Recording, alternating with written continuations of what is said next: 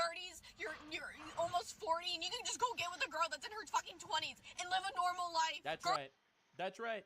If you have a successful guy, I don't think he wants to date someone who has 47 college degrees in absolute bullshit and retardedness, all right, to be there and feel like they are entitled to the entire world. No, I don't. I think someone would rather marry someone in their 20s that actually could have children, you know, and isn't dominated by this ideological bitchiness that exists so much in modern Western culture. That's right. That is correct. Everything that you are doing in your life is literally digging your own grave in the dating market. You know, the thing that actually matters, building a family. Girls don't have that luxury. I'm now sitting here at 25 having to figure out how the fuck to get back in these fucking streets so I can figure out, so 10 years down the line, I'm not sitting there single still. And this is terrifying a lot of people. With my daughter being an only child. Like, I want... So you a hoe? Listen, maybe she was married and she's a loving, religious, very God-minded person who was married and you know, obviously, and the husband abandoned her or something. Look, that's a possibility. I ain't gonna make fun. But if you a hoe, then you are literally doing this to yourself.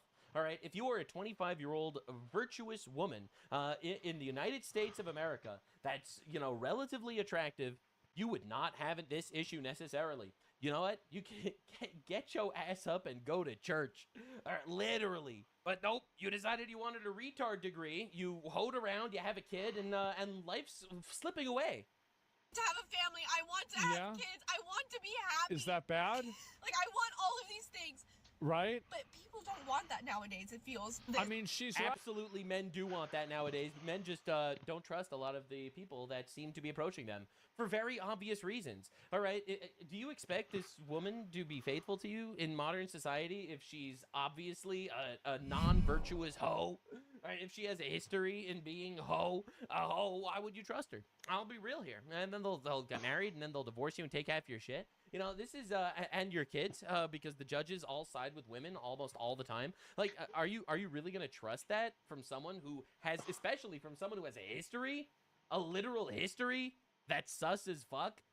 Right. If you are a single mother, you have just initiated hard mode. True. And I know, you know, maybe your husband got hit by a bus. That's what it's I just said. a horrible thing. Maybe he abandoned her or something. And in that case, that's absolutely tragic. But if that's not the scenario, then it's your life choices that led you to this lifestyle, you know? Reality is that a lot of people Yep, he's right. Have kids with people that they shouldn't have had kids with. And listen, a lot of guys don't want to play another guy's saved file. Just to make sure she wasn't speaking metaphorically about being a single mother in her future. I went to check and nope, she is 100% serious. Why did you break up with this person after having a kid with them? Are you a big problem? What if the kid's dad is like, you know, a problem? You now are going to have an infinitely harder time finding anybody that doesn't just want to hook up with you for a night. The moment that like a girl has a kid, nope. It's like, it's disgusting.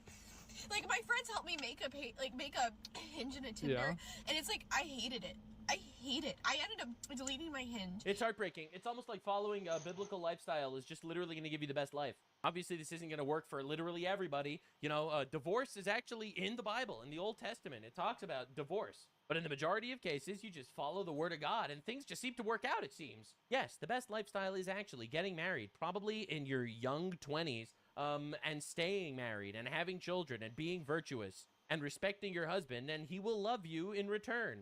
Yes, shit's hard, and yes, this is an issue created by the libtards, by largely, you know, liberal white women, have created the society that they all hate so much, and the rebellion is fucking here. So, this is the government debate, the governor debate in California, and it's just cinema.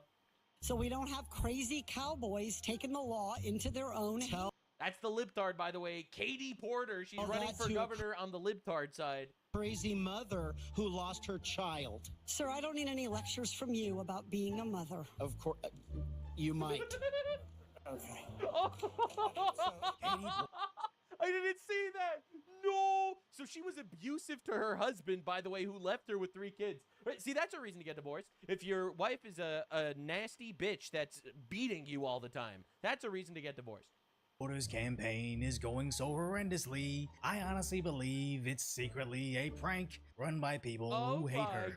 As California's gubernatorial debates just proved, she can't escape her Karen instincts. A video surfaced of her berating a member of her staff. If a senior official in your government acted as she did in those videos, would you fire them? Yes. And you've put out an ad of your own, now making light of that interaction that you had with your That's not staffer, correct, Caitlin. which you said you apologized for. That is not correct. The ad is about showing Californians what they've had a chance to see. As this is the clip in question. And the state could lose. Get out of my fucking shot! And this is the ad. I'm not like most people who run for governor. I actually get what you're going through. A single mom of 3 kids, I know what it's like to push the shopping cart. Single mom because she got divorced because she was abusive to her husband, by the way. My minivan has almost 200,000 miles. I have a grown kid who may soon be living on my couch. My child is a useless retard. Please vote for me. Her campaign angle is actually, my own son is a fucking loser. That's why I should be governor. That's right, ladies and gentlemen. This is the libtard lifestyle. Libtard utopia, ladies and gentlemen. It sucks, actually. It's going to take standing up to Donald Trump, calling out greedy corporations, and stepping on some toes along the way. Now, could you guys please get out of my shot? She's trying to... See, that's a funny callback to when she was screaming at one of her employees. Reframe how much of a raging Karen she is, when all it really does is bring up how she has absolutely zero to offer other than sassy slogans and fighting Trump. As Democrats in California have already been doing that for over a decade now, and the state has never looked worse. But Katie's abrasive attitude just proves, at even the slightest amount of frustration, she loses it. Californians can decide for themselves about my temperament based on what they've seen here tonight. And if these boys bullying and bickering boys are bullying me hasn't been enough to raise questions about their temperament, not one of these men have said in this entire campaign, I've made a mistake. Not for not being able to account for undocumented... You literally got divorced for being an abusive partner. What do you mean? That's pretty bad. Children who wound up in child labor? You called that MAGA talking points and a hoax, Mr. Becerra. You, I could go down the line. I don't even want to waste my time on this. I just want to say to California, I have taken responsibility. I have shown that. And what that ad is about, Caitlin, is about showing that I can laugh at myself. Wow, yes. That's the most important quality for a governor. Someone who's a gigantic, bitching, retarded, violent, abusive Karen, but she can make fun of herself. Let's go! The libtard lifestyle. Except my bad action. Yeah, I'm miserably alone and I have useless, pathetic children, but hey, at least I can laugh at myself. And I've already forgiven myself, so let's just laugh away the alleged scalding mashed potato situation with her ex-husband, which actually explains the whole single mom mess. Actually, this whole debate explains how devoid of charisma she is. I can't believe that on a stage with 30 minutes of interrupting and bickering and name-calling and shouting and disrespect. This is after years of calling Trump Orange Hitler, by the way. Everyone up here who's stepping into public service, that anyone wants to talk about my temperament. You were actually interrupting them. She just spent the entire time talking about how good she is. I am just the best ever. Too. I don't know why you want to act like you weren't. Oh, cowboy Steve and I sat here smiling at each other because we're just watching you all prove to everyone why they can't vote for a Democrat. Bro. Katie really thinks treating people like an abused assistant is gonna win over voters, when no, everybody knows a boss, teacher, co-worker, or raging Karen at a restaurant that acts exactly like Katie would never She's exactly the caricature of the miserable libtard that has ruined our society. Fully put her in a position of power over ourselves as governor, but personality aside. Imagine putting a woman in. I'm sorry, I'm kidding. I'm joking. I'm kidding. Obviously, I'm on YouTube. She's actually an idiot, as her campaign promises would ruin us. Congresswoman Porter, your thoughts on the idea of funding health care. Good morning, everyone. Good morning, buddy. How you doing? Bro, that's... Yes, that's and- Are you done with your breakfast? Now you're gonna come over and snuggle up to me and take a nap? Questions, Alex. And for critics who say Yes. that She's openly stating that Yes, I will take your tax dollars and give them to people that invaded our country illegally. It's like, she thinks that this is like a partisan issue. No one that has a job wants this. It's only the communists that are interested in something like this because they've convinced themselves that they're just gonna eat the rich and take all their money and redistribute it to people, and then they'll worry about, you know, the tyrannical government that follows. You know, like, this only works for like the commie retards. California's taxpayers should pay for the health care of everybody. Actually deserves to pay they're as so if good. it's some sort of Like, punishment. she let the woke Twitter talking points take over, and the average human is not interested at all. For being her tax cattle. It wasn't even an argument of humanity, it was the smugness of entitlement. As she repeatedly Yes, said we are entitled to your money, yes. the quiet part loudly. The sanctuary state policy is designed to make sure that our state resources, the taxpayer dollars, the public servants that we have, are focusing on doing their jobs. Why would you ever live there? Why would you ever live in a state where your tax dollars are not going to your benefit at all? Like, that's the point of tax, right? The point of tax is, well, we need to give X amount to the government for us, you know, so that they can have a military that protects us, so that they can fund hospitals or whatever that helps us, so that they can pave roads that we need to drive on. That's the argument for taxes, that there is some sort of equivalent exchange to some degree. Obviously, it's bullshit, and we need to abolish taxes entirely, because that shit sucks. But, you know, I think we shouldn't have more than a 10% tax. That's insane. But because obviously the government is so busy wasting our money on bullshit. But, like, why? What argument could you possibly make that our tax dollars should be funding people that invaded our country illegally, that should not be here, that are not contributing tax-wise, largely? Like, why on earth should we be paying for that? Which is not cooperating with the federal immigration authorities. These are Californians. They contribute to our economy. They pay taxes, and they're one of the only ways that our state lot has of been them are. growing in recent years. Openly Quiet part out loud. We're only growing because of illegal aliens. admitting that U.S. citizens are escaping the state in such large numbers that it can only be offset with wide open borders with promises of endless free gifts from your taxes. And that's after California already lost a congressional seat in 2021 for the first time ever, and is predicted to lose another 5 seats due to Democrat mismanagement. California is a literal paradise on earth. The Democrats turned into a zombie apocalypse, also they could line their pockets through the homeless industrial complex. Yeah, we might be getting a Republican governor of California. I can't believe it, dude. As Katie wasn't the only idiot that would perpetuate endless spending on illegals. On the question of health care for the undocumented, I said everybody in California so you would has a right to health care. And let's answer this California out. should fund that. The truth of the matter is, immigrants built this state. Immigrants make this state run. The fact of the matter is, we had a broken immigration system. There's a difference between illegal aliens and migrants that came legally. Like, there is such an obvious difference, and they muddy the waters as much as they possibly can because the left uses words to lie to you. They don't believe in any of the things they say. And now you want to victimize the people who are working here and making the state run. Thank you, As sir. Antonio said, try and get rid of them. You can't do it. Let's go to saying try to get rid of them and you can't do it when I'm pretty certain ICE has deported over 1,000 a day, where they reported 2 million self-removals since Trump has taken office. And when Democrats tried to stop ICE from entering sanctuary cities like Los Angeles, once they looked into the funding of the riots and marched in the Marines, if anything, ICE activity in the city has only increased, as immigration is something they might have won with in 2021, but now even the Democrats are attacking each other over this. Using Trump lies to try to damage your opponents is worse. And that's what we see happening. Everyone knows that Trump campaigned in 2024 talking about lost kids when there were no such thing as lost kids.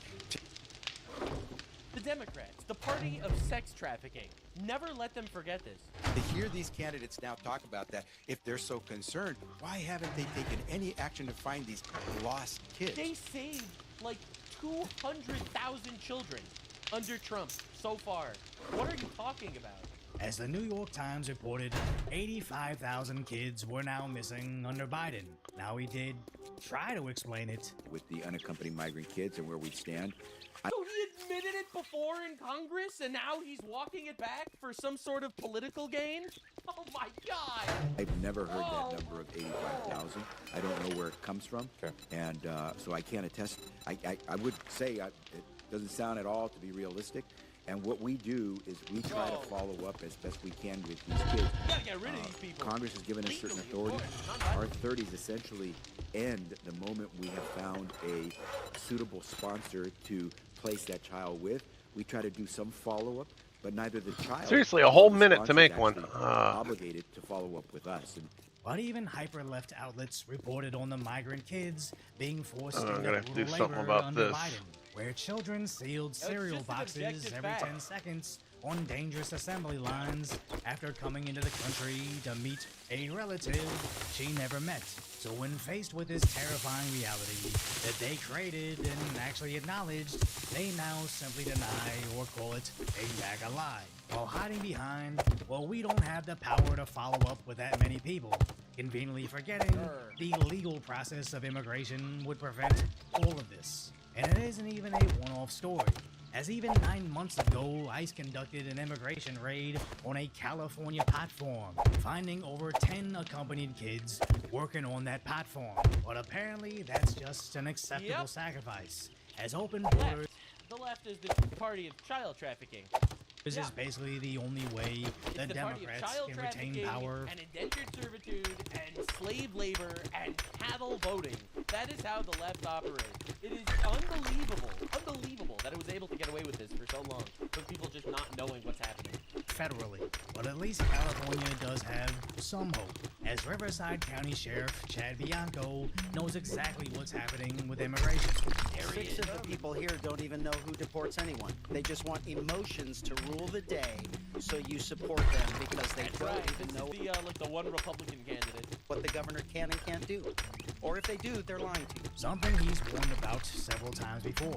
In 2017, that's when California became a sanctuary state, we absolutely told the law enforcement, told the people voting on it, this is what's going to happen if you do this. ICE is going to have to go into communities to find these people because they're criminals. They're victimizing us. That's right. Now they just come into the jail in the safety of a jail. Nobody knows it's happening, and they just deport them.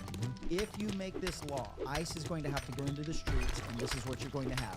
That's where grandma's going to get taken away because they're going to go look for grandson, and grandson's going to be he's robbing people blind, and he's going to be in the house with grandma. Grandma's there illegally. Get her too. Well, they're not going to just let grandma stay because she's here illegally.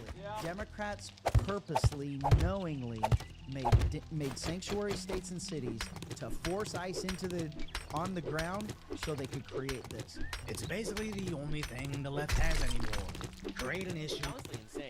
I never even looked at it from that perspective. So ICE is basically would have just deported the people in the prisons, but the Democrats made sure to put them on the streets so that ICE could go after people in the streets. So it would also round up other people that would anger people in the community. Literally, the reason why they're emptying out their prisons is to create an emotional issue about ICE deporting illegals so that the people could rise up and demonstrate against ICE. It's literally a propaganda move for these people. It's honestly insane. Like, they don't even care about the illegals getting deported. They are using them as bait to fund their violent insurrections against Trump for political talking points. Oh my God. In campaign on fixing said issue. Dude, when you expect they don't go lower, bro. Did it with ICE the same way with fuel prices. Jack up the taxes and fees on gas while banning its production. Then campaign on fighting Trump and his evil increases on gas prices. Yeah, that one. And if anybody points out their objective failures with more tax dollars, they just shamelessly ask for more. Just like with their now $200 billion with a B high-speed rail failure. It'll cost another $30 billion to finish California high-speed rail from Merced to Bakersfield.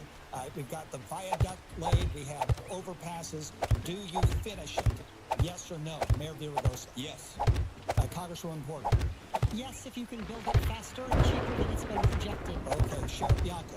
No, I would rather arrest the people that stole our money. All right. That's my guy! That's my guy right there! That's the GOAT! Absolutely! You're doing things that are illegal. No, stop spending taxpayers' money on pointless things and improve our roads, which are the worst in the country because of Democrat policies. Mr. Stein.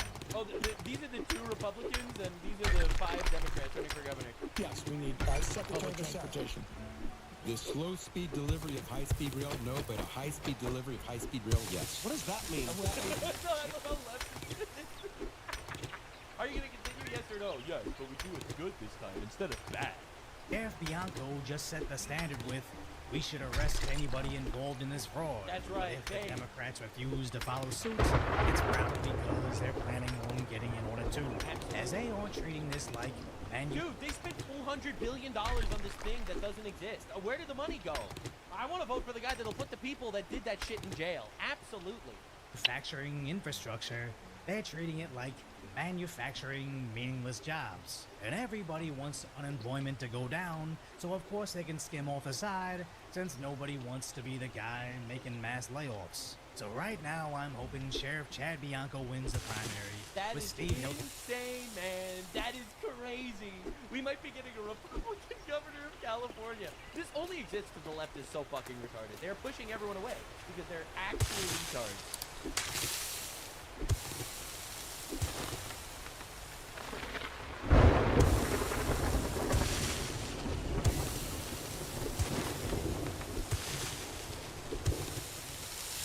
Mixtape. It's actually crazy that there's been more content that I think people have gotten out of talking about this game than about the game. It's insane. Like, how many people have been crashing out talking about this shit? It's hilarious. Holy fuck. Okay, here we go. Mixtape? Yeah. Alright, let's see it. Pimps, can I be honest with you? I've got game movie fatigue. Year after year. Me too. We've got these game movie writers turning out some game movie slop, and I'm sick of it. First they came for the AAA slop, and I said everything. Like, really, you could not shut me up if you tried. Then they came for our childhood, and I started a war. I'm about to tear Mixtape apart in a few minutes. I don't care what they say. Let those game movie actors watch. Now we've reached the last bastion of gaming. Oh my God. This was always supposed to be your safe harbor from AAA garbage. For years, people have said, well, if you don't like AAA games, just go play indie games, yeah. Well, what are you going to do when they just brute force their way in here, too? Yeah. Now you don't have to wonder anymore. This game movie bullshit. Now they want you to applaud their billion-dollar indie game like they did something special. But hey, maybe I'm just being jaded. Let's take a look at a special moment from the game. Come on, let's give it a shot, guys. I'm almost ready for the blood moon. Not good. Is it really indie though? Not really. Jeez. That's it. No more shots for you. I gotta take as many shots as I give. My liver can't take it.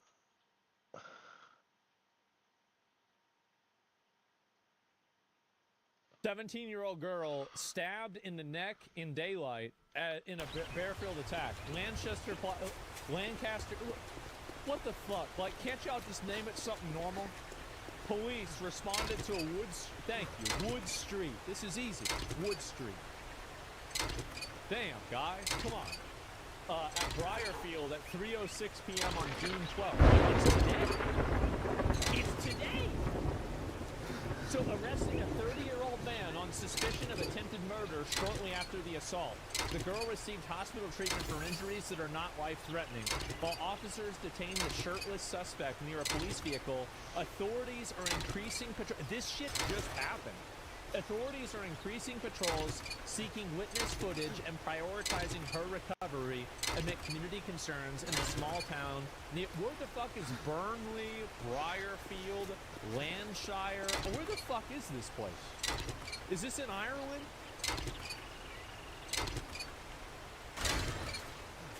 There he is. Damn.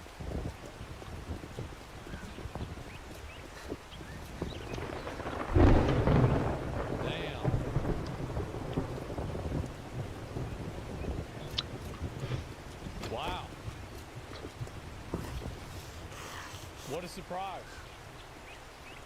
Remember what I told y'all was going to happen again? These people can't help themselves. It's what they do. And the thing is that they don't have the impulse control to stop doing it. Even when they realize that, oh my God, the Eye of Sauron is on us, maybe we shouldn't be stabbing people in the throat anymore, they are still going to do it because they can't control themselves. Yeah, where are they from? Hey, not from Britain. Morning. I'll tell you that. Well, Certainly not I from guess Britain. I'm gonna have to pay you Attempted now murder that you arrest did after it. a girl is stabbed in the back of the neck, and by the way, he's 30 years old. Damn, man, look at God damn. He looking 45. What's it gonna be, huh? No wonder he's mad. He's younger than me. Oh my God! Bring out the guillotine. I know. 45. Why stabbed in quotes? I don't. Because it could have been I don't know. It could have been a slash, right? I'm assuming. Like this is what I'm assuming. I'm assuming she wasn't stabbed. I'm actually assuming she was slashed. Because if you stab somebody in the neck anywhere, you'll kill them. Like all you have to do is look at the anatomy of it. Like anywhere in the throat. Like I mean, maybe there are like a handful of like hyper exceptions, but if you actually take a knife, like more than a two-inch blade knife, and you stab it through a person's throat, you will kill them. They're dead. They're dead. That's it. It's over. You want a guarantee, huh? Well, maybe you should try Watch the video. Shamway. She was stabbed twice. Okay, I'm gonna watch the video off stream. I got some shit work for a fuck up. Word of advice: next time, bathe before coming to a job interview. Yeah, it's slashed because she ran away. Yeah, because if she didn't run away, the thing is that you need to cover Spencer Pratt's new video. I'll get to that. Incoming messaging from the left. It's a matter of time. She rebuffed his advances and mocked him, so she had it coming. There are a lot of big veins in the neck area. They said it's left life threatening in different posts. It says she's in critical condition. Well, actually, why are we even talking about this? Like, I mean, obviously some psycho tried to stab her in the neck, right? Like, whether he did stab or slash her, the intent was to kill her, right? Like, we're splitting hairs for no reason. And so anyway, the migrant that stabbed her has now been arrested. Wow, what a surprise. Oh my God. And by the way, the footage isn't gruesome at all. She runs away. Like, if you really got stabbed in the neck, you would not be able to run away. You would just fall down and die, just like Charlie Kirk did, right? And so, like, that's just really the truth. But, like, you know, I'm just not going to play the video, right, obviously. And trying to justify real world behavior? Yeah, I guess so. Let me scroll down and find these here. And 17 has been stabbed in the neck. Holy fucking shit, man. And let me pull up Tommy Robinson. Let me see what he's saying about this. Here it is. You choke on the blood? Yeah, you do. Wait a second. Oh my God. And this was literally an hour ago. This was today. Man.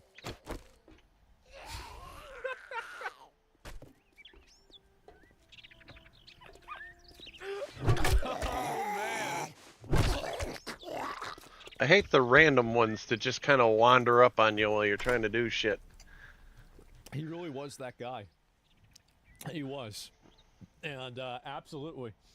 And where was the arrest for Henry's stabbing suspect? Well, they aimed to arrest the brother too. They never did that. And wow, holy fucking shit! People post the film for violence. Yeah, this is nuts, man. Holy shit. So they're really asking for a full chapter in history. They are, and I think that again, I think it'll be justified if it happens. The reality is like. The amount of violence and by the way, you will have another stabbing. This isn't. You think this is the last decapitation? No, this will continue to get worse and worse and worse. And so, what's the other Pride shirt you got? Oh, because I didn't like it. I didn't like the way it fit me. I can put it on stream. If I go downstairs again, I'll bring it upstairs and I'll show you guys the way it looks. But yeah, I don't like it. But I'll show you guys, why not? Do it? Yeah, sure. It's super tight. It's not. If it was, I'd be wearing it.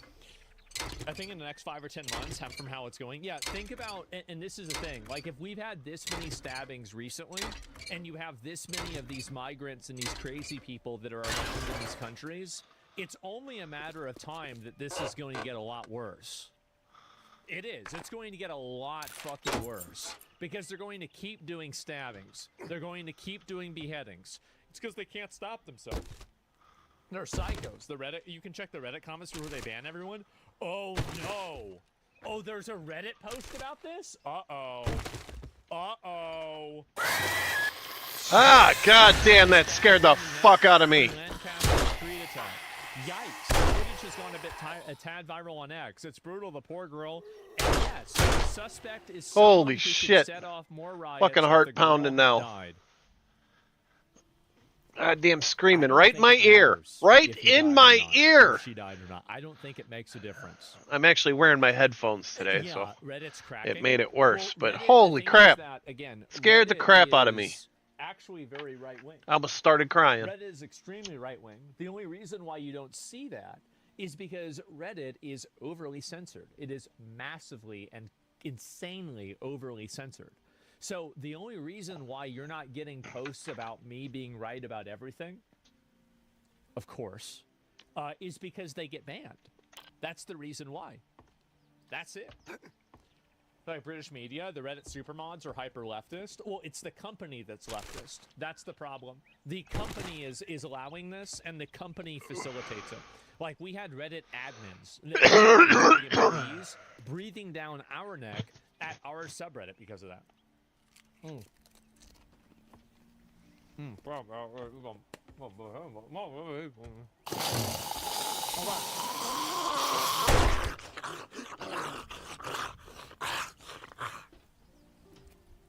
That's a short article. I can guess who the attacker might be. And you're right. Ma'am. We need to hold our people of our making. Bullshit it is. One person and one person alone is responsible for that act. We're done with this. We're done. Nope. Nope, I'm not hearing it. Nope, they're all responsible. The rape gangs, the families knew it. The people let it happen. The communities protect it. Nope, we're done. Yep, gun control logic? Yeah, I don't think so. And that poor knife. Yeah, why would the knife do this? The people are allowing it? I know. And this kind of violence seems to be happening every day now. Here's what's funny. Every day for probably 10 years, if not longer than that.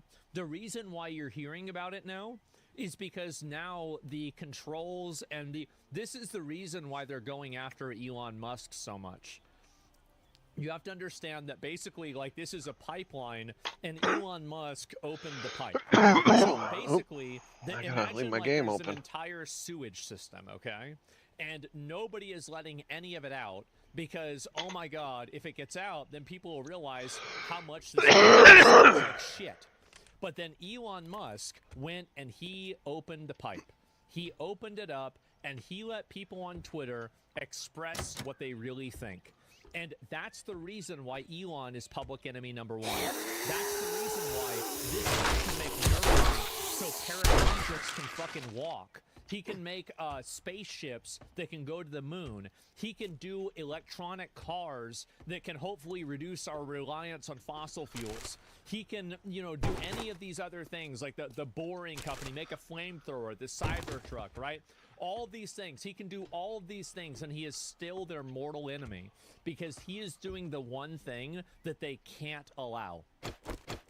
He's allowing people to speak their minds. And that is the one thing that they cannot allow. You can't allow freedom of speech. Because if you do, then you're going to have people talking about this stuff. That's the reason why. That's the reason why all of these people are going after Elon.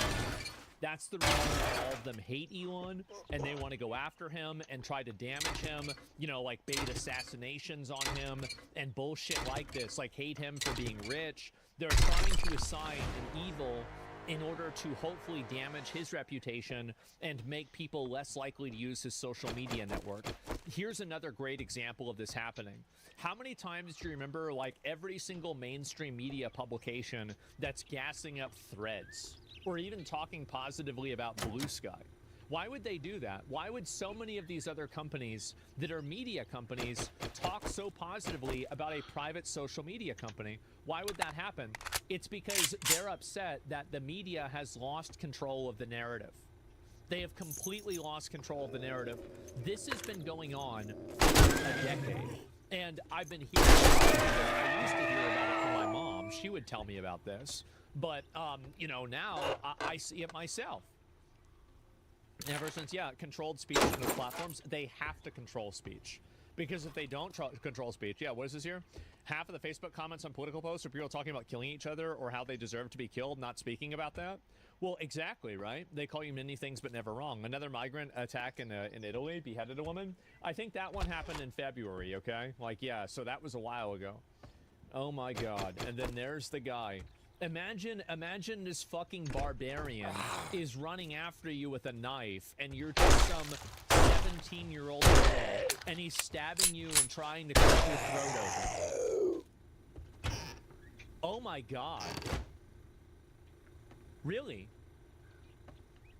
He's Algerian? He's not British. I'll tell you that.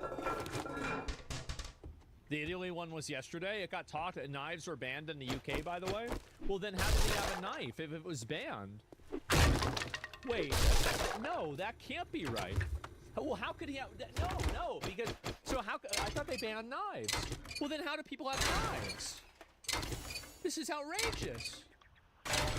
I predict a larger push for gun ownership in the West. Guys, it's the same thing with the ninja swords. You don't need to get rid of the ninja swords. You need to get rid of the ninjas. That's the reality. Everybody knows it. It's not the guns. It's not the knives. It's not the ninja swords. It's the people using them. That's the problem. I don't understand how this isn't obvious. Oh my God. 100% correct. Yes, definitely. And this is why they want to ban X, so you can't say these things anymore. This is the reason. Yes, they don't want people to see this. And so where is... I'm going to just be retarded for a minute here. It's in the UK. Okay, it's in the UK. All right, that's good, because I legitimately have no idea. Okay, let me see. Can I pull the other ones up? Armed police called there. Is this the police? No, that's not it either. Holy shit. These tribalistic fucks think that disrespecting someone is an excuse for murder. Well, I have no idea why, right? I don't know. But I do know this needs to... And also, by the way, this will continue to happen. It will continue to get worse. And over time, I think that people will finally realize that you can't put up with this. You can't. And I also think that this problem will be solved. And the people in Europe have the option to solve this problem with somebody moderate like Rupert Lowe or with somebody else. And I guarantee you that probably, I don't know if it's going to be the next person after him. It might be the next person after that. The next person after that isn't going to be asking for deportations. They're not. I think they would be very wise. Very, very wise to just vote for Restore Britain and allow this to resolve itself without there being any sort of crazy shit happening. Because it's going to get a lot worse. There's no world that we can live in where there are random barbarians, shirtless barbarians with knives, running around trying to stab and cut the throats of 17-year-old girls. This is not sustainable. We all know this isn't sustainable. Everybody knows this. But for some reason, people don't want to talk about it. The sympathizers need to go too. Oh, if you get that third or second person, you have no idea. Down there? Yeah, and, there it is. Yeah. And anyway, where you going, buddy? They migrate to? I don't know. Smoke to retire. I totally agree with you. Damn, bro, you got a platform. Want to see you tomorrow? Well, I'm not saying it's a good thing. Like, that's the entire reason why I'm advocating for it. Like, I don't want to have any sort of, like, crazy you know, really extreme violence or like executions and shit, except for these people, right? Like, I mean, obviously I want to see them, but like nobody else. But what I'm saying is that if you push people to a limit, they will resort to that. They will go to that level. And I know that's true because how do I know that? Because that every history event proves that. Like, it's obvious that this is what happens. Is that like when things continue getting worse, you will have a tipping point where they get so bad that people will accept a medieval solution to them. Like, this is something that happened in medieval ages, and it's something that happened, you know, in today's day and age too. It's not like we have this. There's a big fallacy that I think a lot of people in the modern age have, that we have advanced beyond our inclinations. The truth is that the human being has been evolved for, let's say, like 200,000 years, okay? Do you really think that we've made that much progress, like on a biological level in 500 years? No. Of course not. So the same barbarians and the same psychos that were going around 1,000 years ago and decapitating entire villages, that's basically what we still are. That's pretty much the same thing. We're the same thing. It's fuck. Now that you did the job, I guess you ain't that damn bad after all. By the way, and here's proof. Intrusive thoughts are the proof of that. Think about what those mean.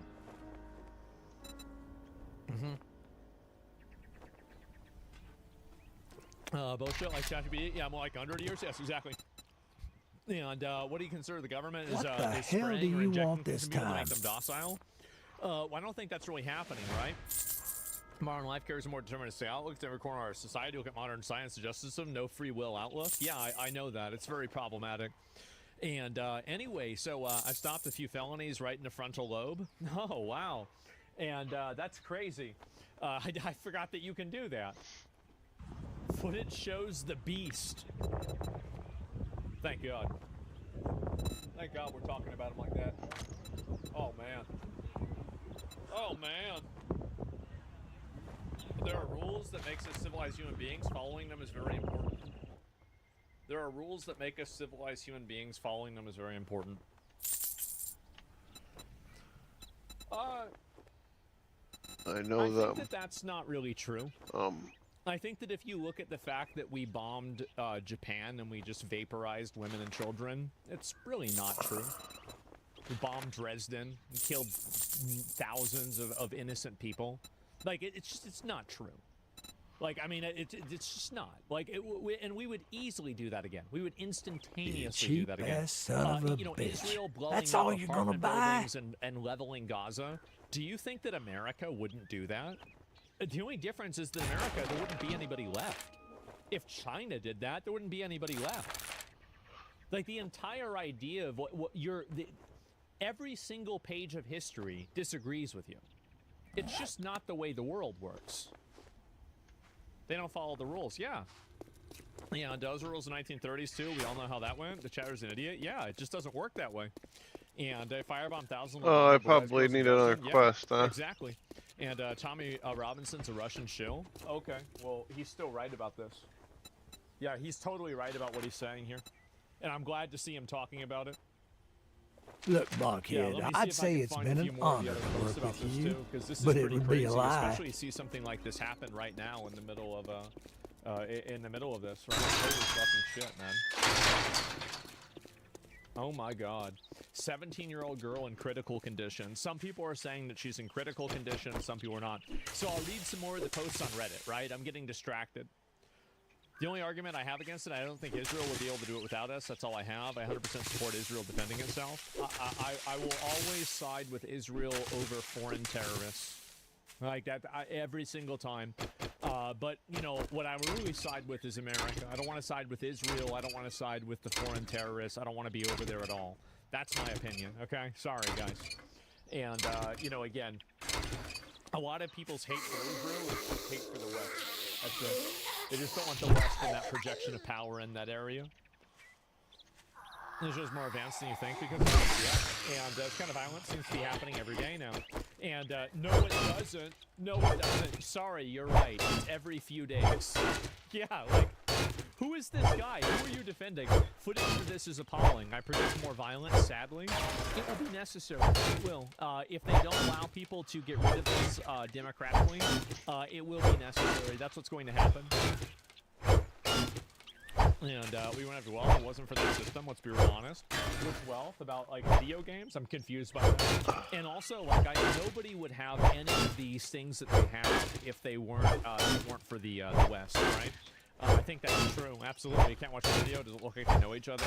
I'm Canadian, so I admittedly might not have the best picture here, but it seems like you guys are sleepwalking into something ugly. Even Reddit is beginning to realize. Oh man. You have no idea. Same thing happened in France to an 86-year-old grandmother. Her throat was slit. I didn't see that one, right? We can't see all of these.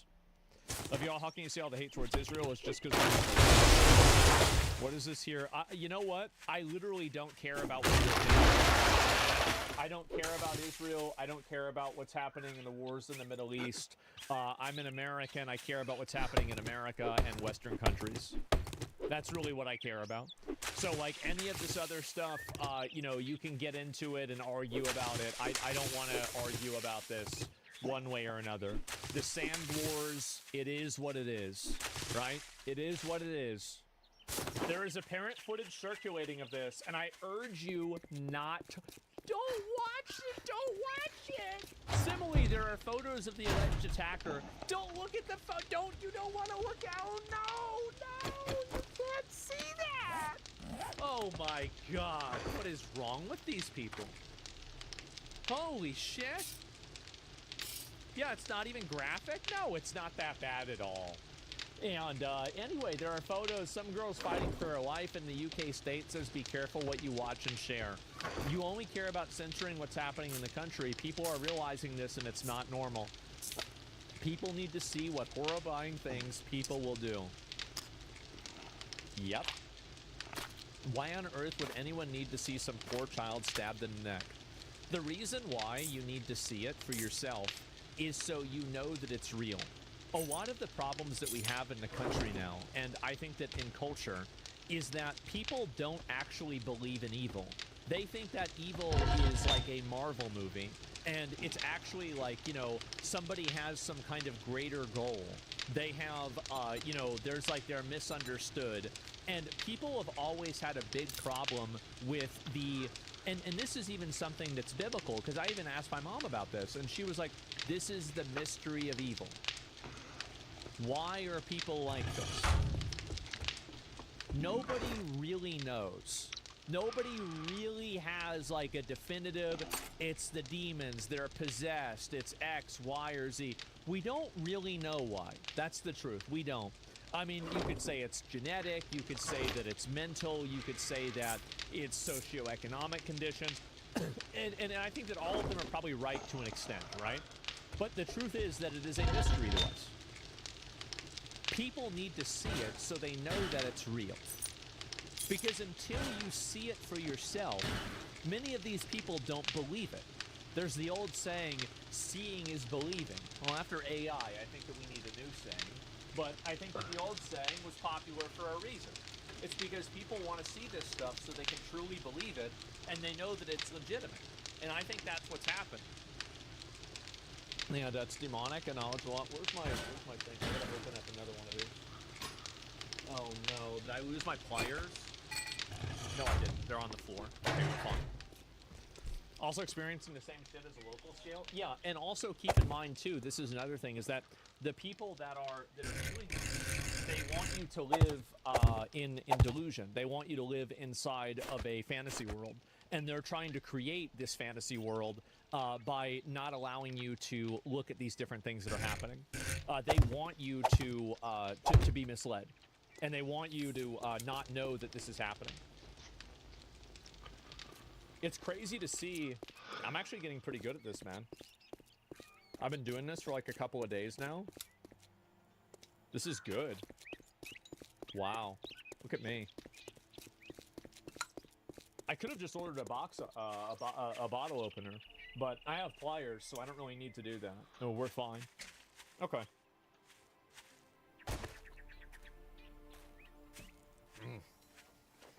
I was like, why would I do that if I don't have to? And what is this here? According to Hindu logic, evil is mainly due to arrogance and anger and the upbringing of the person, which kind of makes sense. My opinion about it. I guess I can give you. Jesus, well, I get in trouble for this.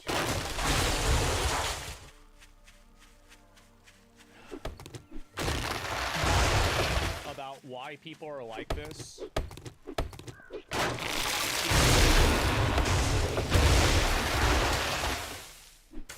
Basically, I will say what I think I can say.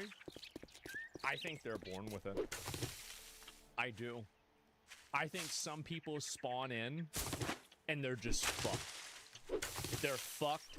They're totally deranged. There's something wrong with them on a very deep, profound level. And as soon as we acknowledge that, we can treat them the way that they should be treated, which is being isolated from society and treated, you know, like a dangerous animal, because that's it. There's a study supporting your take. Well, it's obvious. It's obvious that's what's happening. In nature and nurture? Yeah, but I think that nurture is a bigger part than people make it out to be. I do. I think it's actually quite a large part. And so anyway, yeah, people. So he didn't even want people to see this. And no, people don't. It violates the dignity of the victim. It runs the risk of their family. It violates the dignity of the victim. This is all bullshit, by the way. I guarantee you, if it was like, basically, if it was a racist attack that was the other way around, you probably wouldn't be saying this. The real reason why they're saying this and they're high-roading is because this might go against what their programming is. Yeah, Pepper Pig shit, I guess 100% is dumb to understand otherwise. Yeah, why does evil have to be clear to ostracize cognitive dissonance in society? I don't know what you mean by that. You have to be more specific. And well, you're born into society, so explain that. I don't know what you mean by that. A guy researching sociopaths tested himself and found out that he was a sociopath with APD, yet he was well-adjusted. People were predisposed. Yeah, there are, like, I mean, there are people that, for example, like, most kids don't light cats on fire and torture them and kill them, but some kids do. That's not society. That's biological. There's something that's profoundly violent. That's it.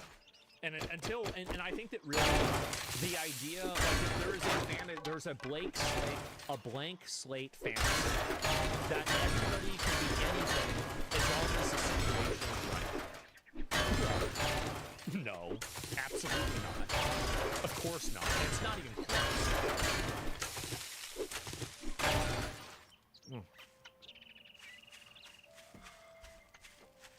Explain PTSD? I'm not a psychologist.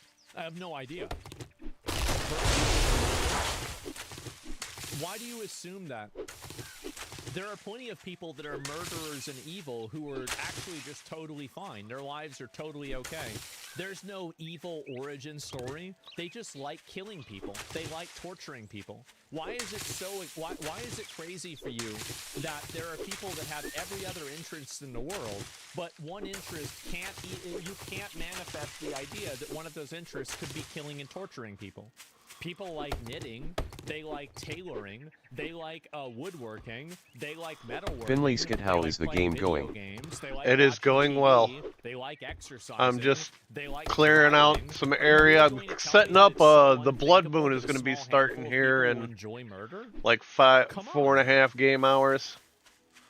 I mean, so really, it's just so delusional. Trying to clear it up, the area.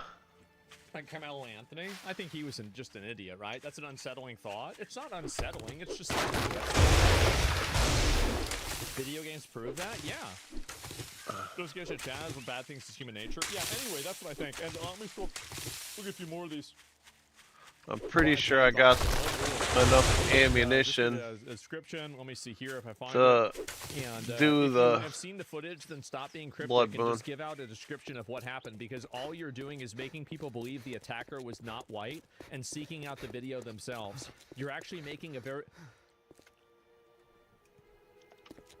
What does that have to do with... Finley Skid, where is the cats? You're making a shitty situation worse. Yeah, the guy doesn't look. I don't know. Oh, yeah, Buddy's laying over by his food dish. They do. Seriously, you're gonna lay down and eat? Oh my God, that's why you're fat. You know that, don't you? And I'm assuming Shoujo's in the bathroom. Finley Skid, it been a long time you play Heidel, bro. Yeah, That's what I think they should do. They should get the it has been a while. I was kind of waiting. The full release is in January. I'm kind of waiting for the role-playing. Finley Skid, why did Shoujo love Sunshine? I don't know, but she just hangs out in the bathroom a lot. She either lays in the sunlight that comes in through the window, or if it's too warm in the apartment, she lays in the bathtub. But I think the bathtub thing is because when I first brought her home, she probably spent the first 2 or 3 days. Heidel is a dull game. You know what? Well, I mean, again, the problem. It needs more than just the building aspect to it. Here, let me give you a good example. There should be. They have the RPG that's supposed to come out in the full release. If it's doing quests and shit like that, then yeah, it. So do you remember this guy? He's obviously clearly gotten older. Do you remember him? What they need to do is they need to combine Hightail with World of Warcraft. How racist and bad Britain was? They got to find a way to combine those two games. More better than Heidel. Oh, Windrose is way better than Hightail. Windrose is better than Everwind. Took out bladed weapons. 2 weapons, a knife, and a small axe. And the serum. I would say that well, Rinrose isn't even full release yet, though. But Windrose is pretty badass. Is World of Warcraft the same game with Heidel? No, World of Warcraft is He's talking about this girl. Is an RPG game, a role-playing game. Yes, that's the multi-world. But if they need to add like role-playing into Hightail. Let me be clear, that young girl is also a victim of failure. Like once I build a castle, what else is there to do? You know what I mean? You build a base, like this game, you build the base, you go out, you do quests, you fight, you defend against zombies. Yeah, there's nothing else to do in Hightail other than build shit. And that just gets boring after a while. Removed by moderator. So if they've got to add like quests or something to Hightail, that would make it a better game. Lethal weapons.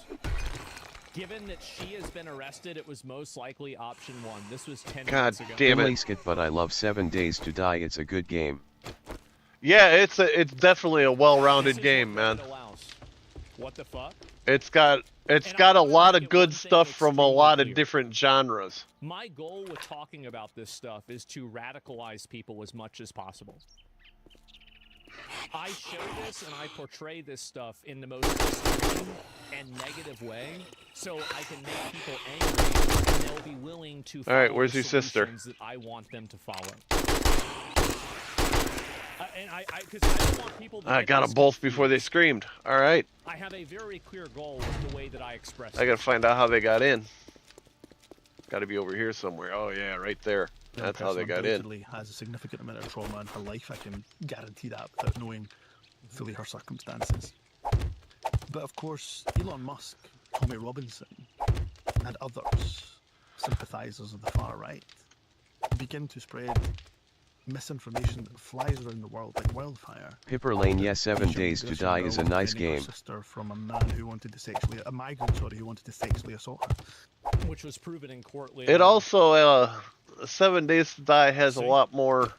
He's actually going around saying options on ways to play. Totally fucking terrified, running away with her even younger sister. avoiding this migrant who's been with like the map making, and it lets you set the parameters of the game. After this, you're gonna see what this Like is I could literally turn this into hightail just by going in and turning off the enemy spawning, and it just takes the zombies out of the game. Then it's basically hightail. Pipper Lane Buddy is now in the cat tower. Yeah, he is gonna probably take a nap there. That's usually what he does after breakfast. You see, this was just a good migrant boy. He was sleeping there yesterday, and I went over there to give him a pet, and he had a big drool puddle underneath Pipper Lane, him. this cat is getting too fat. Yeah, I was just on Amazon looking for a harness for him. I'm thinking about starting to take him on walks. But I don't know how he's going to deal with it. So, but yeah, I got to do something. He's getting fat. This happened 1 day ago. So it finally got It's not good for him. Released, right? Brother and sister guilty of attacking girls in Dundee. Claimed he confronted the girls after receiving abusive remarks. What is this here? Admitting assaulting a 13-year-old girl. Wow. So he's just lying. He's lying and making this up in order to basically run defense. Yep. Pipper Lane Shoujo is not fat because of her trouble. Well, she's way more active than Buddy is. And having investigated further, Buddy just likes to the snuggle. allegations made against the individuals, the migrant couple, were false. I think Buddy had a very traumatic childhood. So let's scroll down. Because Buddy was already like maybe a year or two old when I got him. And he had been living basically in the wild. Like not even like in a neighborhood wild. He lived like in the forest. In like farm fields and stuff like that. So, man, he was really hard. He was really hard to get home, man. But I eventually got him home. And but yeah, I think he had a hard time living in the wild. Worshippers keep told not to leave their mosque because there's mass. Sarah Ioala, it been a long time you post their pictures on Facebook. And of course we witness riots in recent. This is the exact. Yeah, I should probably take more pictures of him. I've been preoccupied like the last month. This was less than a year ago. Also a little stressed out, but that's all right. Never give these people even 1% of I'm ordering him a new cat tower too. Ask yourself why. Sarah Ioala, I check your Facebook page every day. Yeah, I don't get too much on Facebook, mostly because I don't have a lot of traffic on Facebook. Anybody that was defending you. Politicians like Hybrids absolute woo. Hey, what's up? I was actually thinking of getting somebody to do my Facebook for me. Yep. And don't get me wrong, what happened to Stephen? I mean, I can't afford it right now. Help me understand how someone can be so fucked in the head. It's just private. But I was gonna see. I don't know. See if my niece wants to do it. Using Western values as a Hybrids absolute. I just woke up. Oh, Sarah Ioala, how is the average viewers today? All right, hang on. I'll show you the average viewers. But I gotta get up. I just remembered I gotta get my coffee. Every single minority then has to brace themselves for possible revenge. Because Analytics. when a minority commits a crime, you go out there and you defend them by hour and 14 minutes. I'm 58 average viewers, and it's going up. A 14-year-old girl as they were trying to run away from last night was terrible. I only had 31 average viewers. The entire time, and it was a lie. Friday was good. That's the reason why. Thursday, not that bad. Treated like a tribe because you act like Thursday was pretty good. Wednesday. That doesn't happen, quite rightly, when a white I have decent numbers. I just can't seal that partner spot. Because you don't have white. This is what I said yesterday. I don't want to go through all of it. You don't have white people going and defending them. I mean, I know I got these. Once these move down here, I have no idea how many more of these I need. Like, I keep saying I need 3 more. I might not need 3 more. I might just have to wait out the clock. Yeah, I might have to just wait out the clock. I might already have 6 for this and 6 for this. Actually continue, like, he's trying to spawn thousands of these people into the country. But I'm just afraid that eventually... Sarah Ioala, we gonna hit the partner soon. Yeah. But people like him see that my average is going up. Like, see, last month my average I was averaging 77.3, and this month I'm doing 83.3. So I am going up, and I will make partners soon. It's just, I'm just stressed out because it hasn't happened. Politicians who it's I know I don't have to stress. I'm just stressing because that's my personality. Once I turn partner, it'll take a fucking load off, and it'll be much better.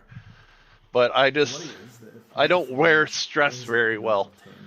The scenes we witnessed over the last few days. All right, let me get my coffee going here. But they will be the everyday reality for so many people in our country. Sarah Ioala Yees, it's achievable. This young girl. Oh, I know it's achievable, and it should be happening who wanted to sexually assault soon. And of course, that's why we needed all Pakistanis, Muslims, and people of colour out of this country. Was then what was followed on. Of course, none of that was true. Sarah Ioala, we just have to be little patient. That a Bulgarian couple, so European. Yeah, like I said, I might already have what the numbers I need and just have to wait out the clock. But I'm not sure of that. There's not really any way I can absolutely check it. How about that? But I do watch the stream summaries that I show you. I watch those closely. And then occasionally I go in and I look at my overall analytics. That's what they do. Yep. How about that? He's shielding it? I know. I tried to tell you guys. I did. And some people say... But my overall analytics, I only check those just so I can learn about them. Because those don't really matter until I make partners, so...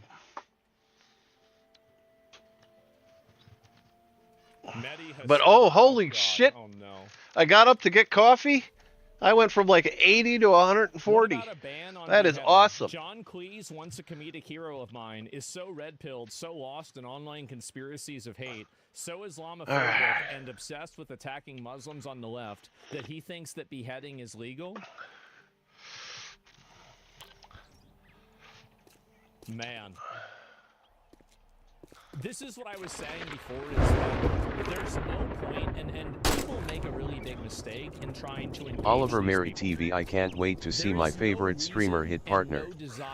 I gotta get back to the base. It's gonna, the blood moon's coming soon. To make them understand your point, to do anything. Like, whenever I'm talking about these people, I'm never really trying to, like, there it is. I'm not interested in trying to convince people that are like them to agree with me. They're never going to do that.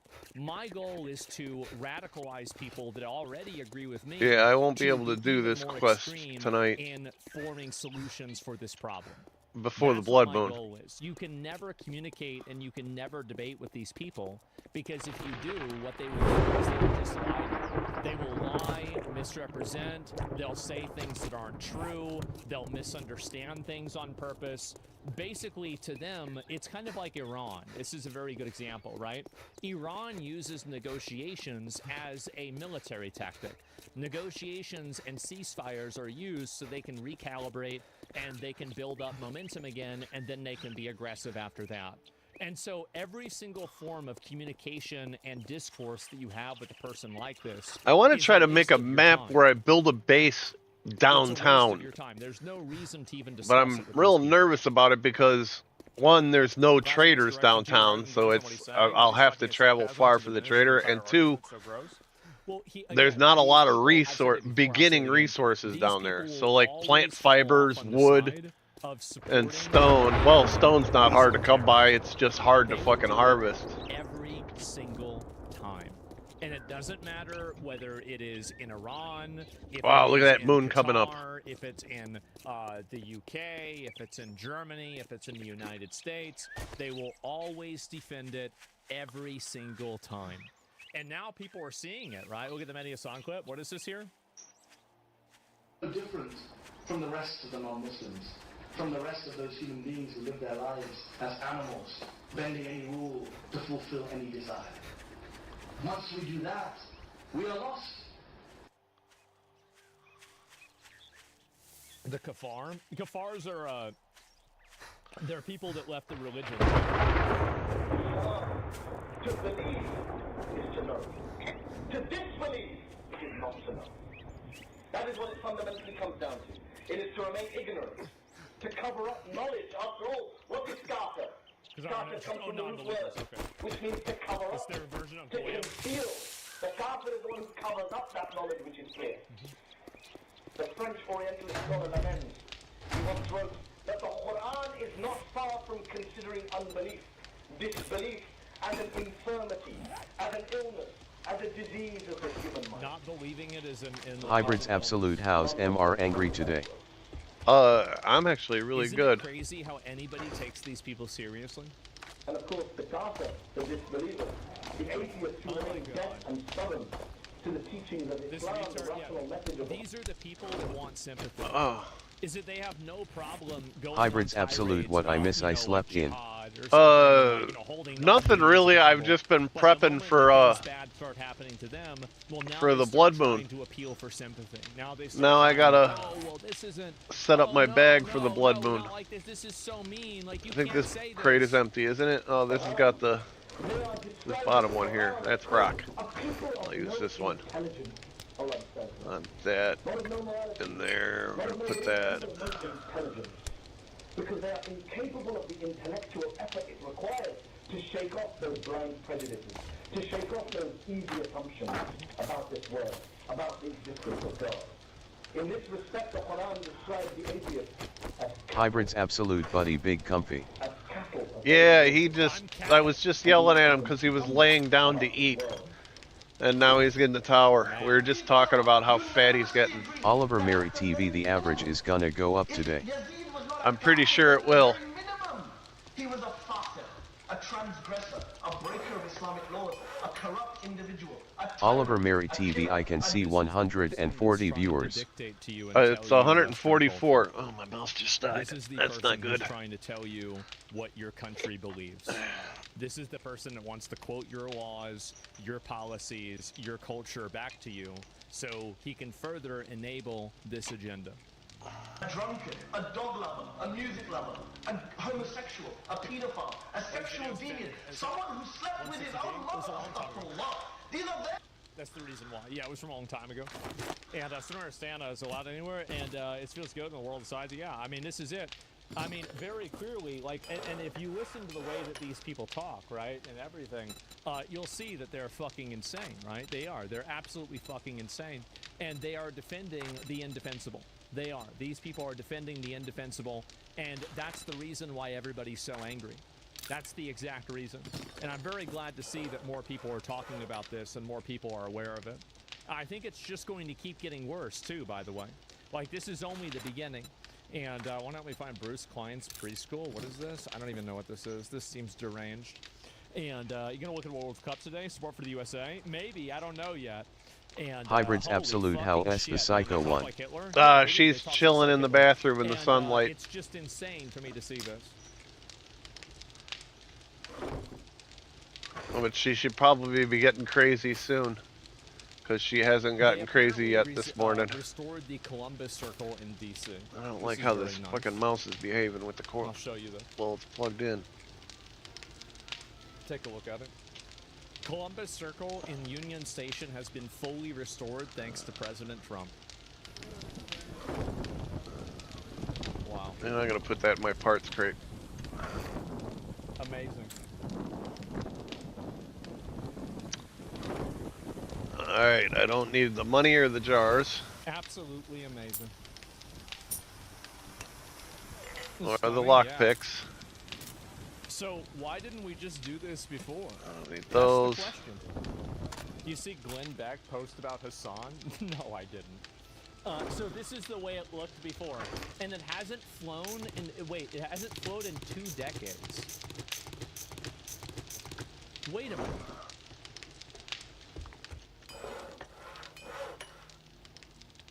Really? We let this happen. Oh my god. This is worse than I had imagined. This is crazy. How does something like this happen? They rebuilt the Columbus? Yeah. So basically, you can simply decide to not have this. They haven't used it since Bush. And we're the best country in the world. Our capital should stunt on everyone. I totally agree. Lefty's about to say that Israel funded it. Well, if they did, I appreciate it. Thanks. And this is a lot better. People outside of DC don't realize what a transformation this is. The Union Station used to be packed with drugged-out zombies shambling around, screaming at passersby, and barefoot, soaked homeless people passed out on the floor. Oh my god. Who is this guy? Okay, let me read some more of this. And Columbus Circle right outside used to be a gross dead fountain surrounded by dirt and tents. This is what used to be a... This is what used to greet you. Oh, sorry, this is great. This is what used to greet you when you stepped off the train. Now you have an entrance to our capital befitting an empire. Damn. Damn. So wait, so they just despawned all the Nevrons. They just turned them off. Well, thank God. I feel like they should have done that for a while. Hybrids absolute. How close moon gonna be? Yep, there you go. True, the Union I got is not it. I'm very happy plenty to of see low-level ammunition, and, the Emperor protects. but I don't No, think this it's is total enough. fucking So I got war. some high-powered being made right now. God damn, look at that. And they were spraying Hamas on this? God damn. I guess I'm gonna go inside and see what I can do about filling my Hybrids belly. absolute. The moon gonna be big. Like, this is Yeah. You see, like, there's no human fecal matter in the water. There are no homeless people that are naked in the Columbus fountain. Nobody lives in the Columbus fountain anymore. Yeah, that's right. And if we have one, we're gonna get it out. We're gonna fish that turd out so fast. We're gonna put that fucker in jail. We're gonna send him to Guantanamo Bay. You shit in this pool, you're going to Guantanamo, you're going to Alcatraz, all right?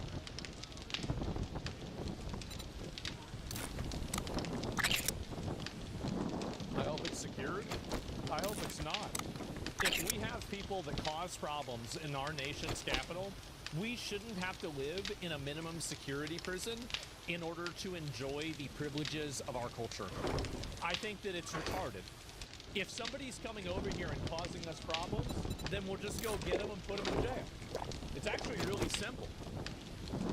You cover the Lego situation? I heard a little bit about that. I don't want to look at it today, though. And, you know, Antifa is itching to graffiti it again? Yeah. We should arrest everyone who tries to destroy foundations. I completely agree with you. I'm not even gonna make 150 rounds of those, so hopefully I got enough ammunition. Gaza, free Palestine. See, this is what I was saying before about how these people are an invasive species coming into the Democrat Party and infecting it with foreign identity politics. Ultimately, Palestine, Israel, Gaza, all of these things are foreign affairs. And I'm not saying you shouldn't care about foreign affairs, but these people want to torpedo the entire political movement because that is their prime focus. That is the main thing that they care about, more than anything else. Yeah, wrong country. Yeah, go to Israel and complain about that. Go over there. They should fill the water with mini skin irritant. Oh, I like that. And also the inverted triangle, which is a violent symbol started by Hamas. Well, I don't know if it is or not. I could see that, sure. So this is... Oh my god, is this really the way it looks? Can I go on the Google Maps? I'm going to go on the Google Maps, and I'm going to find it. Give me a second. Google Maps. Okay. Washington, D.C. District of Columbia. All right. All right, so let me just go ahead and close this and see if I can find it. All right, so where is it? I have no idea where this thing is. So this is the White House. I've heard about this. Washington Monument. Where is it? Smithsonian. Union Station. I don't know. I've never been to Washington, D.C. Where the hell I'm looking. I want to find this. Union Station.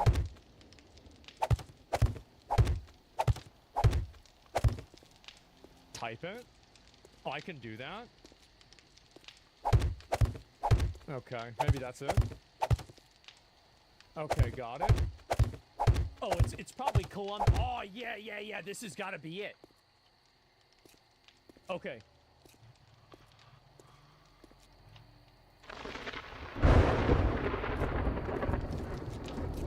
This is from 2021? Yeah, it's a shithole. They got fucking not pine cones, traffic cones next to it. Oh my god. What the hell? What the hell is this? What the hell? What the fuck is this? You're sitting there, you gotta... Oh my god. Wait. There's a Nevron right there. Oh my... Alright, that'll help. This is insane. It's a tent, yes. Look at the grass. The grass... Oh my god. I didn't even look around. Ah! Wait a minute. What is this, fucking New World?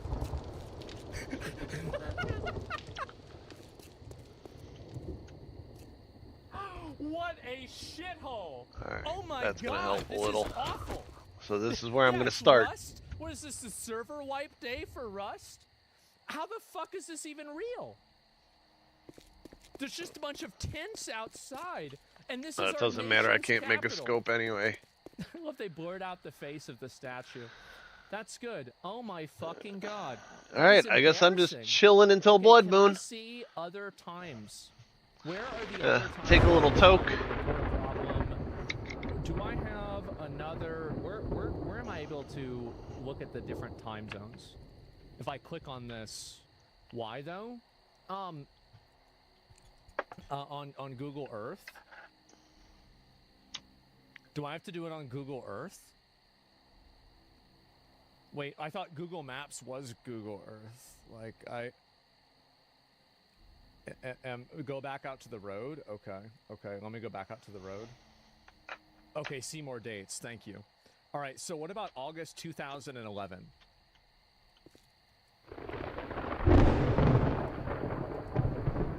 So everything was... Wait, so even... Oh, no, okay, alright, So 2000... What about 2007? Oh, what the fuck? 2009? 2011.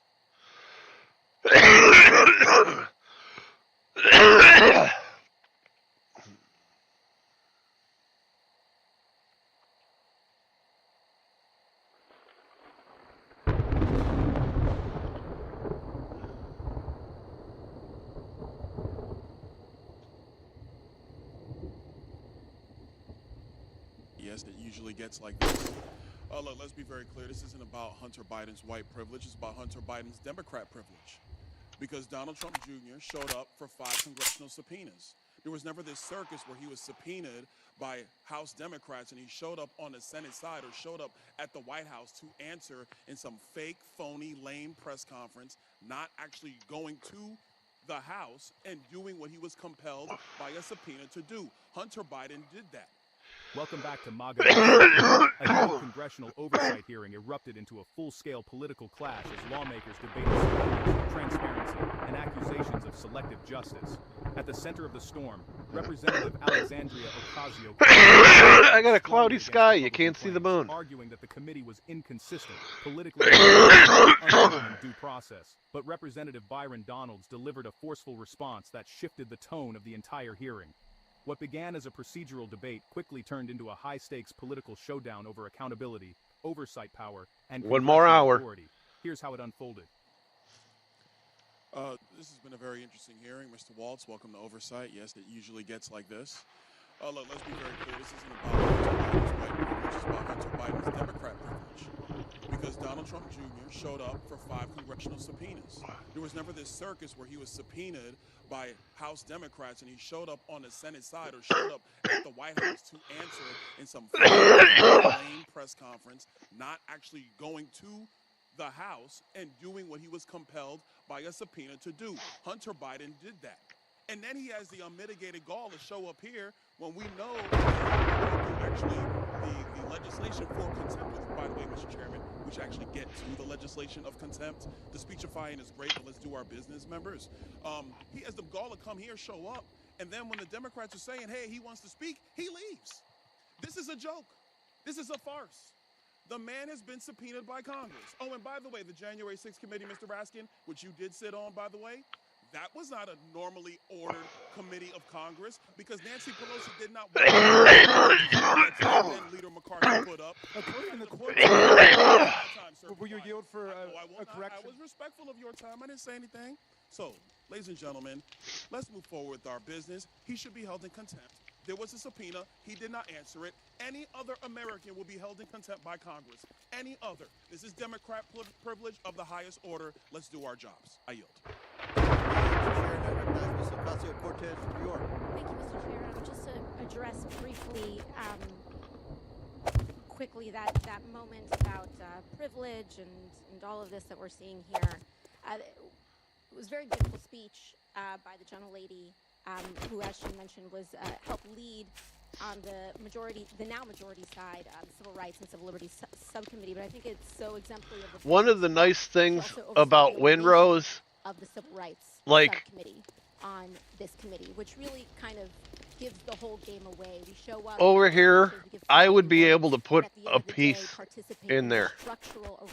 I can't get a piece into this little triangle spot because it's already occupied. In Windrose, it would do that. Here, they make me remove this stuff from the space, and I kind of like that because you're able to. It makes the aesthetics nicer. That it's not just Hunter Biden, you, me, any individual subject to equal treatment under the law, to be held up to accountability under the law. But also these committees. The building dynamics of Windrose is way superior. The aesthetics of it, definitely way better. One of the very few people that actually believes in Congress, in this country. But I do, and many of us do here. And we have an obligation to engage in good faith participation to execute and comply with the subpoena. The chairman said in front of the country several times to Hunter Biden, you can show up here in front of the world, in front of the public. Hunter Biden took him up on that offer. He said, I will show up in public. I will show up in public. He showed up here today. He showed up here in the past. And Mr. Chairman, I know you do your best with what you've got, but you've got members here that have submitted falsified evidence to the record. You have members here that have submitted and mischaracterized closed-door hearings, and people want to say back and forth at the end of the day. It doesn't matter what party it's happened from. You've got members who've engaged in revenge porn in this committee. So it is understandable why want to testify in front of the congressional revenge porn. People to be able to witness that testimony for themselves. You've got members who've defied subpoenas. You've got members who we are 1 year into the term asking what the rules are at the beginning of the committee. The book was given to us on day one. Oh, And so can you imagine seeing a porn of Chuck Schumer fucking Nancy Pelosi? Oh, that'd be gross. Frankly, I believe in it regardless of whether Republicans or Democrats have the chair, because I believe that this committee should have the power of oversight. And we cannot do that on a partisan basis. And so for That giant eyeball. this committee to allow Hunter Biden to testify publicly. I implore and I ask for that to happen. And we cannot do that by getting engaged in this back and forth 7 on minutes. a defiance of the subpoena. Let him I kind of feel like I'm starting in a do it bad today. spot. Let him do it tomorrow. But let the man do it. And with that, Now that I'm actually looking at it. Thank you, Mr. Thank you, Mr. Chairman. A couple of things. First, it was said in this hearing, Mr. Chairman, about you specifically, that you repeatedly said you would give Mr. Biden any opportunity. He could choose which one. I bet you a lot are going to come from up there. This committee, he could do it by deposition. He could do it by open hearing. It was up to him. The truth of the matter, there it is. Members, is that the chairman's words are not They're binding. going to start showing up Like, now. No other members' words of Congress are really not binding. The binding article. Point of Where are they at? Did I just see one down there? No way. Does the chairman agree that the chairman's words are not binding on the committee? That's not a point of order.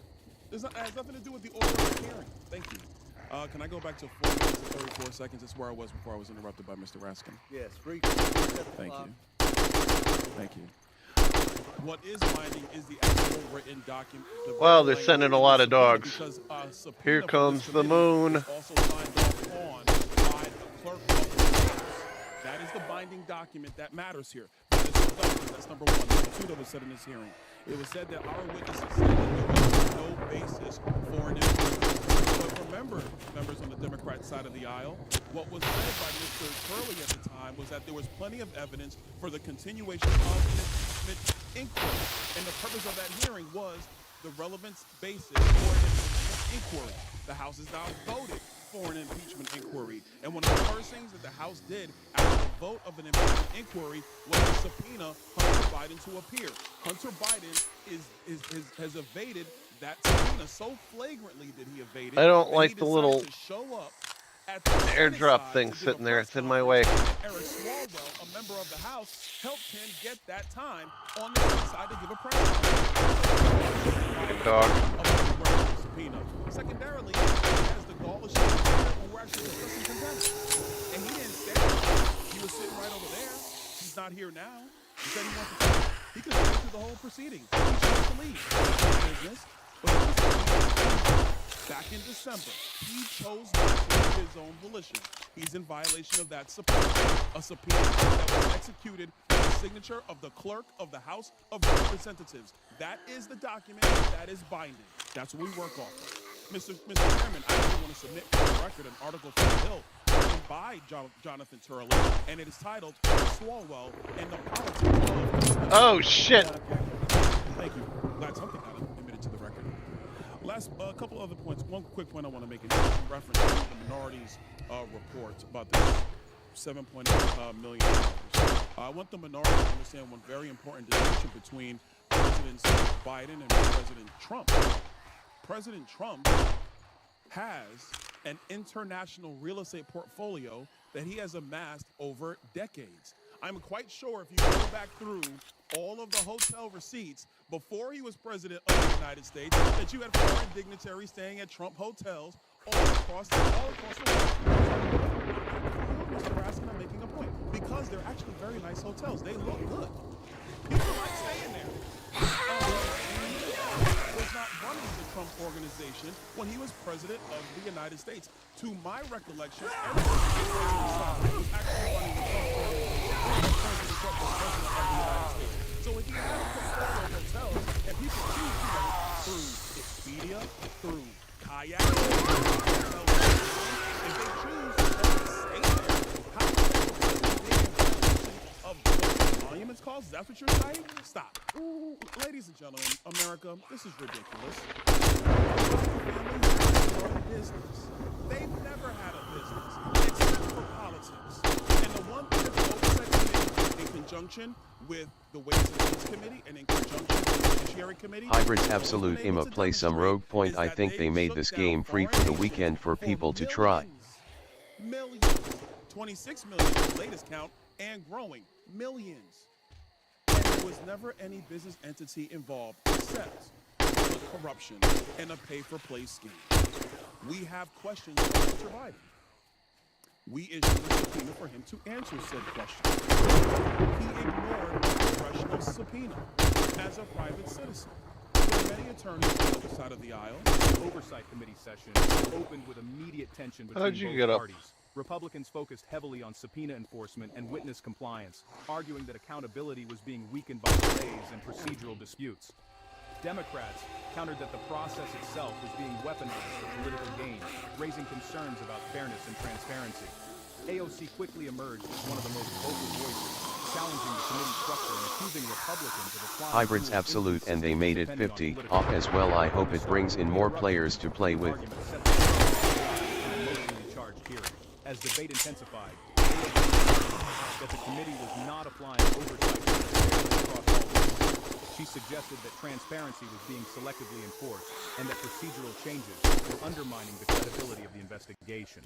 Her remarks focused on civil liberties, due process, and the importance of consistent treatment of supporters. God, I shot that. I totally shot that dog.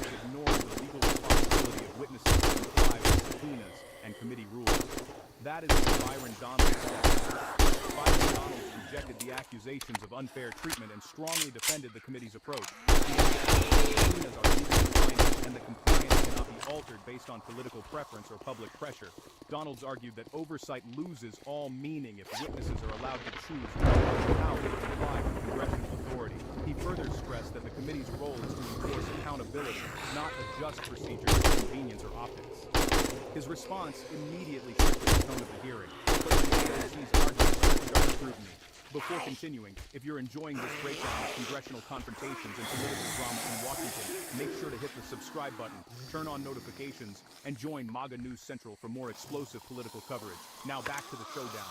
The hearing escalated into a broader debate over the meaning and limits of congressional oversight. AOC and her allies emphasized fairness, transparency, and protections against what they described as politically motivated investigations. Donalds and Republican must remain firm and enforceable to maintain legitimacy. The disagreement revealed a deeper divide in Congress. One side found another way up, huh? Procedural fairness. The other emphasizing enforcement, accountability, and institutional authority. It became clear this was no longer just about one witness. It was about the future of oversight itself. As the exchange continued, Byron Donalds maintained his position that rules must apply equally regardless of political affiliation. AOC continued pressing concerns about fairness and consistency and how witnesses are handled. The back and forth highlighted two fundamentally different interpretations of congressional power and responsibility. Supporters of Donalds saw lawmakers standing firm on accountability and legal enforcement. Supporters of AOC saw the defense of civil liberties and protection against political misuse of authority. The hearing ultimately became a defining example of the ongoing partisan divide in Washington. The clash between Byron Donalds and Alexandria Ocasio-Cortez underscored the growing tension inside Congress over oversight, subpoenas, and political accountability. For Donalds' supporters, it was a clear defense of legal enforcement and institutional integrity. For AOC, it was a warning about fairness and potential overreach. But regardless of perspective, one thing is undeniable. This was a moment that exposed just how divided Washington remains on the meaning of justice, power, and congressional authority. Now the question goes to you. Did Byron Donalds win this exchange with a stronger argument? Or did AOC raise valid concerns about fairness and oversight? Let us know in the comments below. If you enjoyed the video, don't forget to like, subscribe, and share. Thanks for watching, and we'll see you next time on MAGA News Central.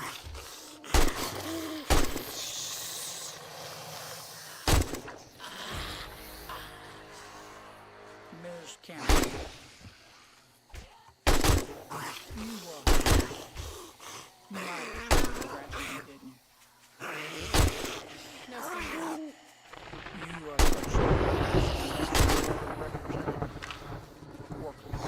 didn't you?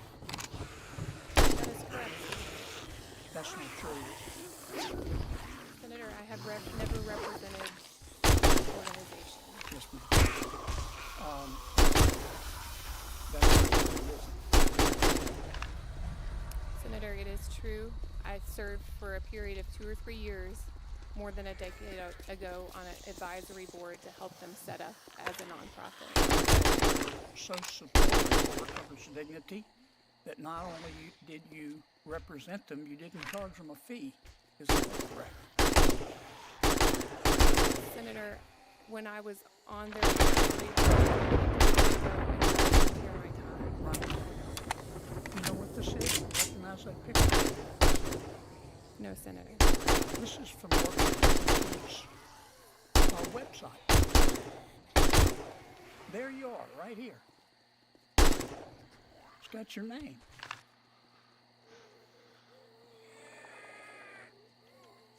Wow. Judge Pitt, you have more sympathy for the criminal than the victim, don't you?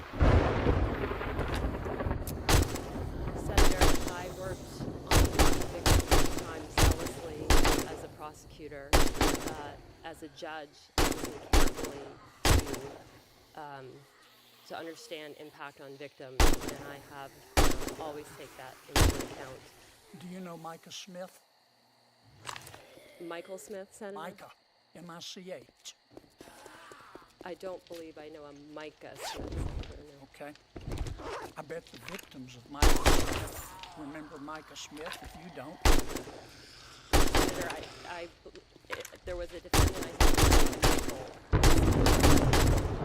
Mr. Smith molested a 4-year-old girl, didn't he? Senator, he was convicted as a child of unlawful sexual contact under Maine law. That's a nice way of putting it. That was the charge, Senator. Right. Mr. Smith molested a 9-year-old girl, didn't he? Senator, again, he was convicted of unlawful sexual contact against 2 children. In that case, I did impose the sentence of state.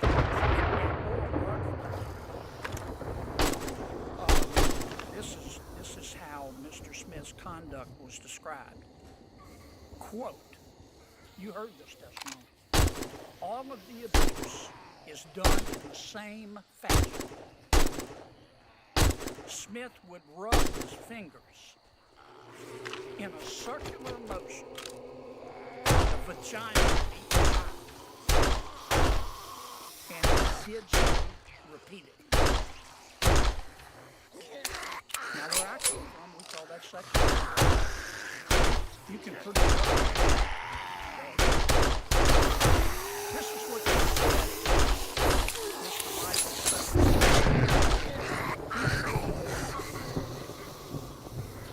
What I can say, he said, is that this is a very tragic situation of a person who has a lot of study, having done a very reprehensible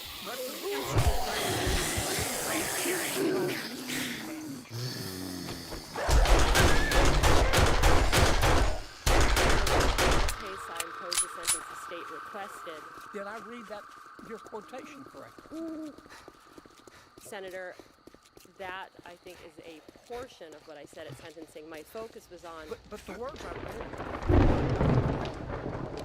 If that's what was reported in the paper, Senator, I have not seen a transcript of the sentencing. I bet the victim remember, Judge. You might have forgotten some of you guys' names, but I bet the victims remember. And then you handed down a sentence. You gave Mr. Smith 12 years, but you suspended 6 of them, didn't you? Senator, that was at the recommendation of the state because is your is that an accurate statement of your ruling? Senator, I accepted the state's recommendation that 6 years should be suspended so that Mr. Smith would be required the explanation, but I think it's pretty simple. Your sentence, right? Yes, I imposed the sentence the state requested it. Are you familiar with the Bangor Daily News? I am the Bangor Daily News. Right. Did you read the article they wrote? Quote, light sentences send a message that domestic violence does not matter, end quote. You remember that? I have read it, Senator. I believe it mischaracterizes the It was about you, wasn't it? my recollection, Senator, is that it describes several different cases. The case that I worked on that was described there, the defendant in that case was acquitted by a jury of the most serious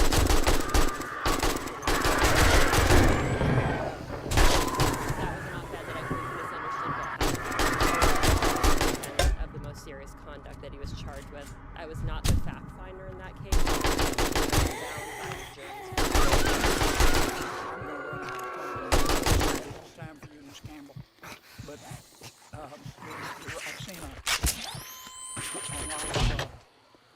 lot of activists. I'm not saying That got fucking hairy.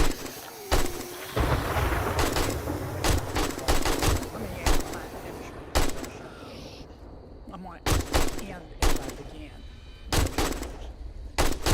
You get more sympathy for criminals than victims, don't you? Senator, I have the support of the Maine Coalition to End Domestic Violence and the Maine Coalition Against Sexual Assault. I believe that support is reflected in the work I did as a prosecutor as well as the care I take with cases of victims as a judge. You're embarrassed to answer my question, aren't you?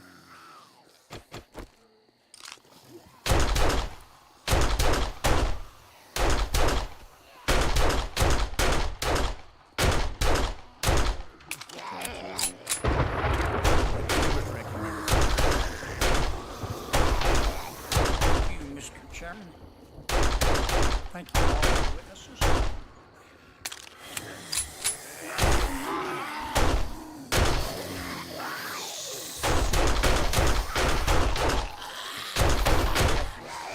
That is intended to or as the consequence of destabilizing the institution of the United States Supreme Court. Or our federal judiciary. I won't do it. I will not do any effort to change the United States Supreme Court because I do not like the way that it is voted.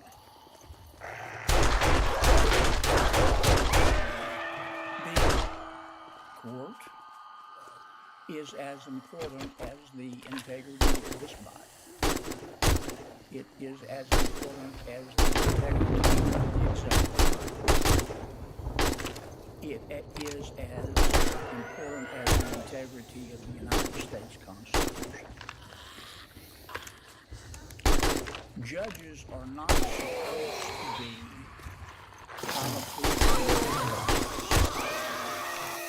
Judges are not supposed to tell us what the law ought to be. They're supposed to tell us what the law is. That doesn't mean that sometimes judges don't make law.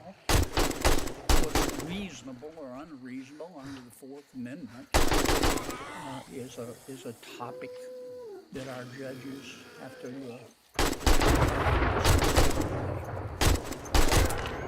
but they have to, or at least they should assess it with an open mind and with an understanding of the purpose of that constitutional amendment. Now, this is America. You're entitled to believe what you want. And you're entitled to say it. I don't much agree with local fellow Americans who think they're smarter and more virtuous than American people, who think they have a monopoly on the truth. I believe they have the ability to say it, but I also believe that you're not really free if you can't express yourself. You can't say what you think.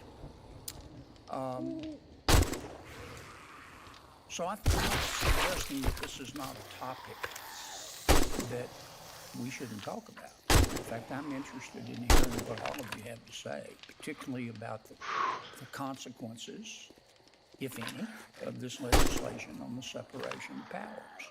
I think that's I'm rather fond of the Constitution. I'm rather fond of the part about the three branches of government. I'd like to maintain it. I'd like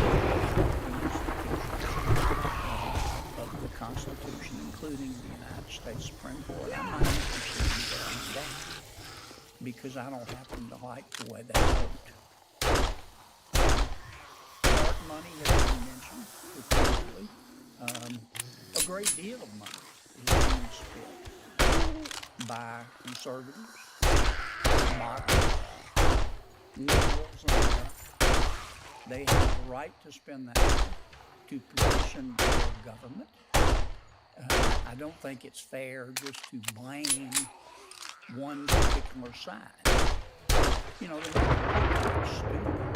They're not morons. They may not read Aristotle every day because they're too busy earning money. The American people can see that all sides are represented in this so-called dark matter. I've been disappointed in the way the Supreme Court has voted before. I've been reading Supreme Court opinions since I was in law school. And I realize what you're thinking. You know, life is short. Kennedy should get one. But I am reading Supreme Court opinions. For the longest time, it was part of my job when I taught in law school.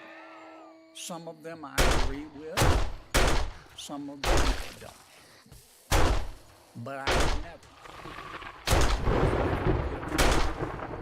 attack the institution of the United States Supreme Court. Now, we're about to find out what our Department of Justice is. We have had an unprecedented week. Unprecedented. As despicable as it is dangerous at the United States. Hydrants absolute so many. And for those who don't Yeah. And I can't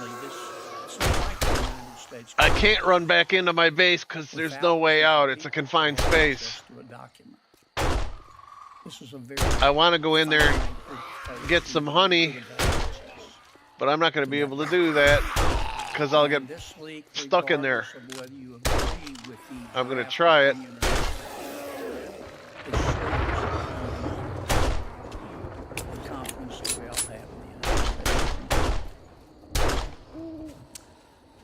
We're about to find out what the United States Department of Justice is made of.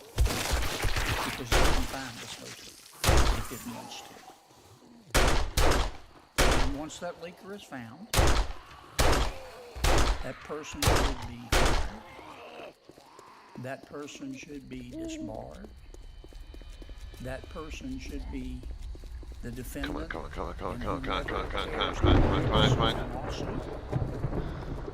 And that person should be prosecuted. That person also has a pretty difficult decision to make in the next few days.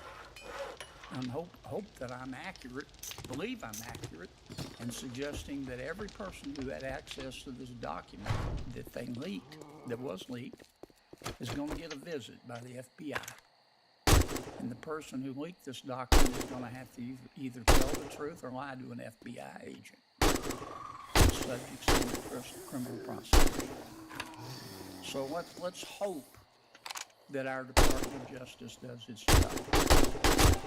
And in a small tries to restore a little bit of the integrity.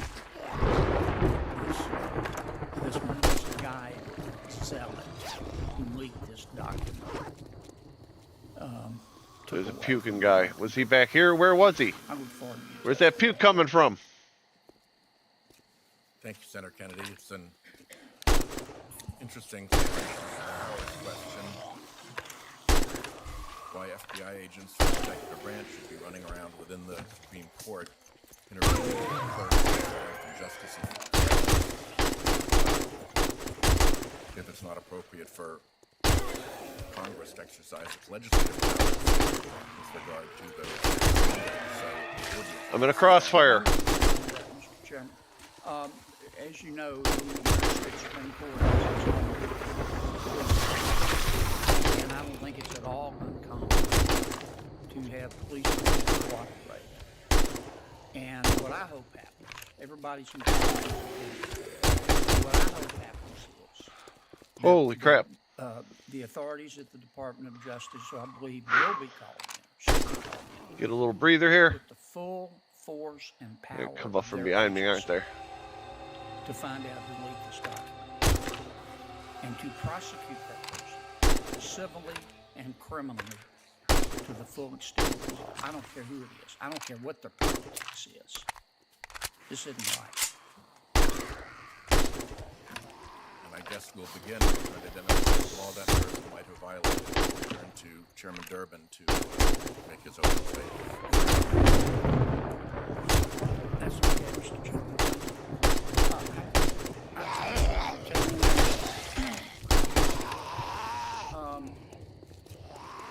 Professor Frost, I take it that you think the recusal provisions that the United States Supreme Court uses are inadequate. Yeah, I'm interested in learning more about that. Do you think they undermine, meaning the recusal provisions of the United States Supreme Court, undermine the integrity of the court? I do, and I think that what is unfortunate is there's some easy ways to fix and change this, which of course is in Congress's hands by adding procedures to the recusal statute. Let me ask you, what do you think undermines the integrity of the United States Supreme Court in your judgment?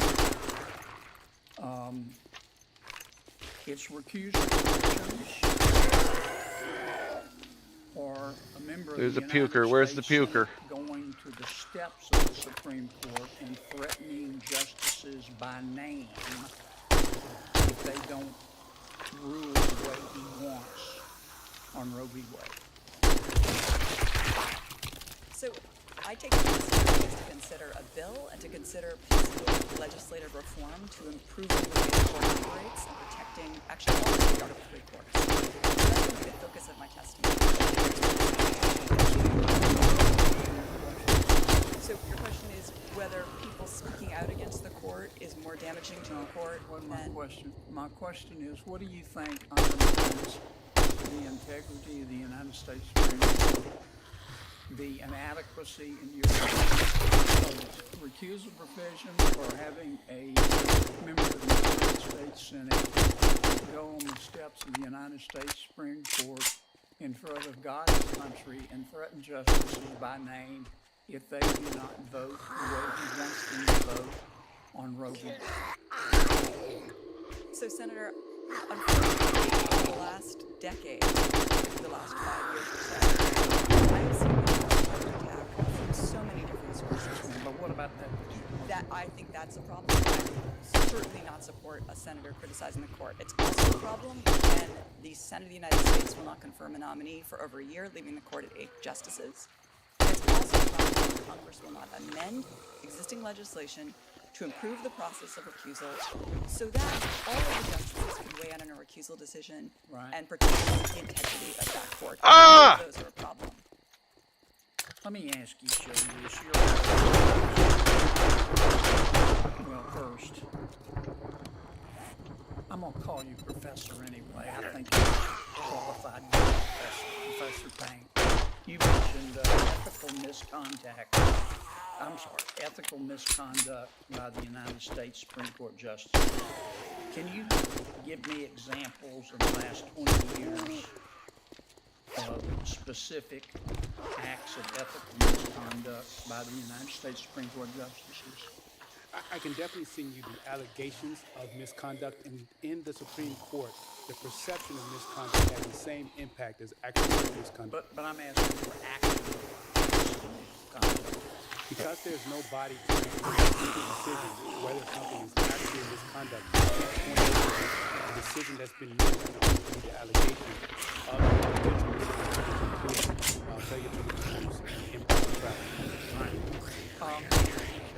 As I consider all of you students of the U.S. Supreme Court,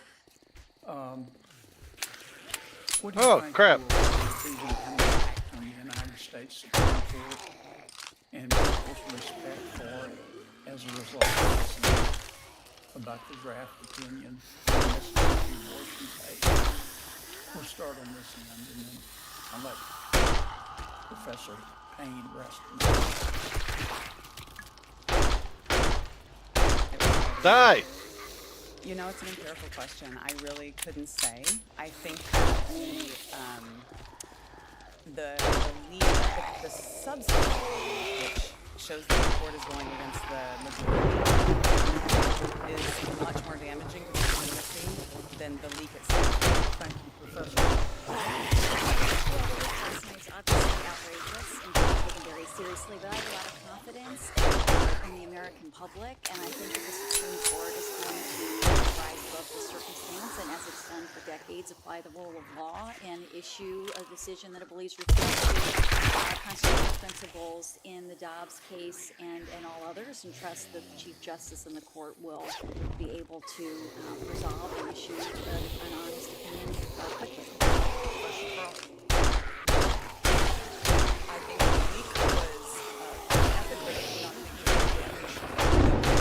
and I think what happened is the failure to fulfill this nearly a year when an amendment by President Obama was pending and not acted upon. Okay. Professor, you're a professor too. Thank you. I think the leak was seismic, devastating, and heartbreaking. It should go without saying that the Supreme Court can fulfill its Article 3 responsibility if drafts of opinions are leaked and circulated for what appear to be political purposes. That said, I do think the Supreme Court is fully capable of keeping its eye on the ball and deciding this case ultimately through a final published opinion in the way that the Constitution demands. I think the leak was highly inappropriate, and it also raises the question of what are the specific rules that apply to the officials and the employees in the Supreme Court, because there's not clear confidentiality as opposed to the confidentiality for all of the other clerks across the Thanks to you all.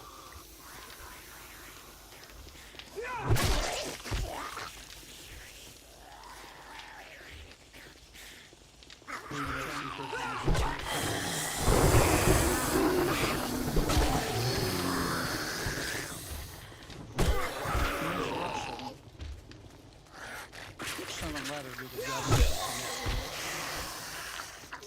during the pandemic. Here's what she said. As they say, prisons and jails are detrimental to public health and human rights, and disproportionately harm marginalized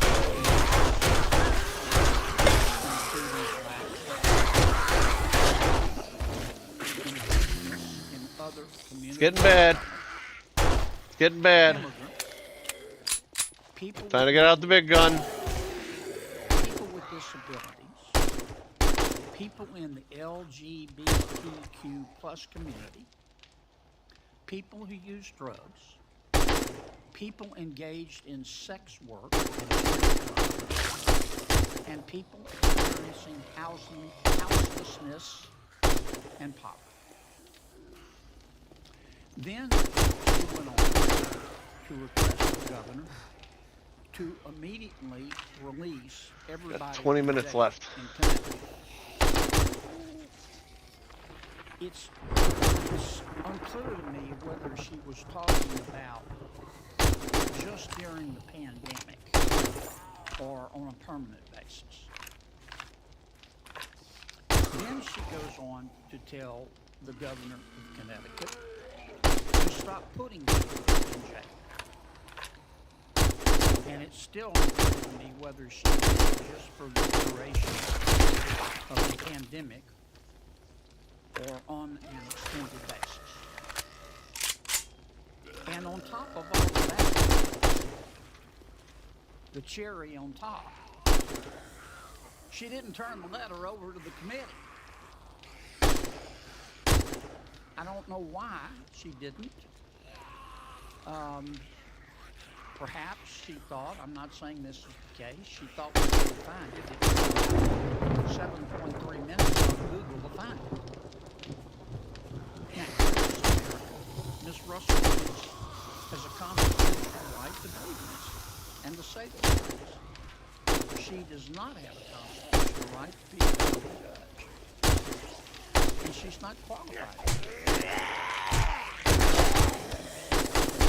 How can she possibly, how can any criminal defendant in front of her, or any prosecutor in front of her, think that they're getting a fair shake in light of this letter when she sentences someone to prison, if she ever does sentence someone to prison?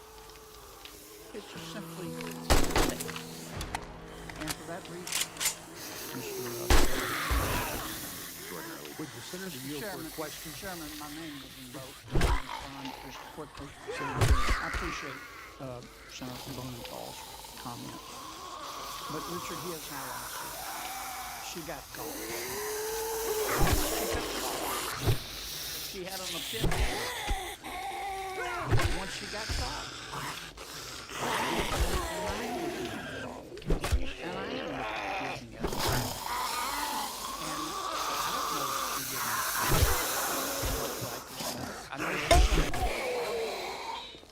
And I know she tried to hide it from this committee.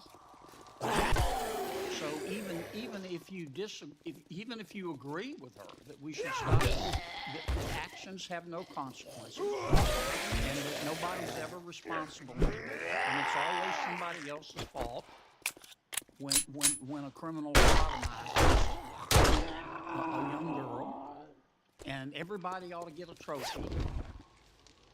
I mean, I wish we lived in a world like that, but that's what she believes. And you know it, and I know it. And she has recanted after she got caught, and she got caught because she didn't turn it over to us, for God's sakes. We had to find it on our own. Shame on her.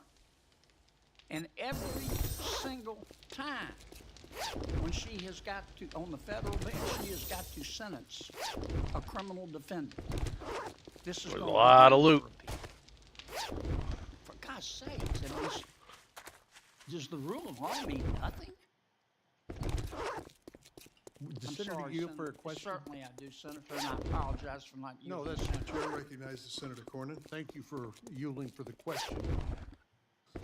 Is the senator from Louisiana familiar with a concept called confirmation conversion? Kind of like a death I would like to hear more about it, Senator. Well, I'd just be interested, how can you reconcile the letter with what Senator Blumenthal, the senator from Connecticut, read as her disavowal of the letter? Did she express regret, or that she had misspoken, or that she now, on second thought, had different ideas? I'm trying to get my head around how do you reconcile this letter that you read from the statement that the senator from Connecticut. Well, Senator, here's how I reconcile it. 3 words. She got caught. She got caught. And we found the letter. And she didn't turn it over. And during committee, instead of saying, yeah, I signed the letter, and I shouldn't have done it, I don't believe that. First, she said she wasn't sure. And then she was sure. And then she didn't mean it. And then she'll make a pinky promise that she'll be a fair federal judge. These positions are for life. They're there forever. At a minimum, just because you've seen My Cousin Vinny doesn't qualify you to be on the federal bench. At a minimum, there ought to be a minimum level of integrity and a minimum level of adherence to the rule of law.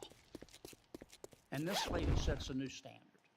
And I wish you didn't have to say that, but those are the facts. Would the senator yield for one last question? Of course.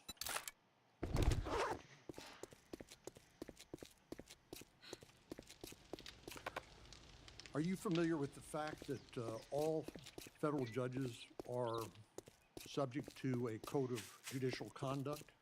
Yes, sir. That would be all federal judges, correct? Yes, sir. Including members of the United States Supreme Court. Yes, sir.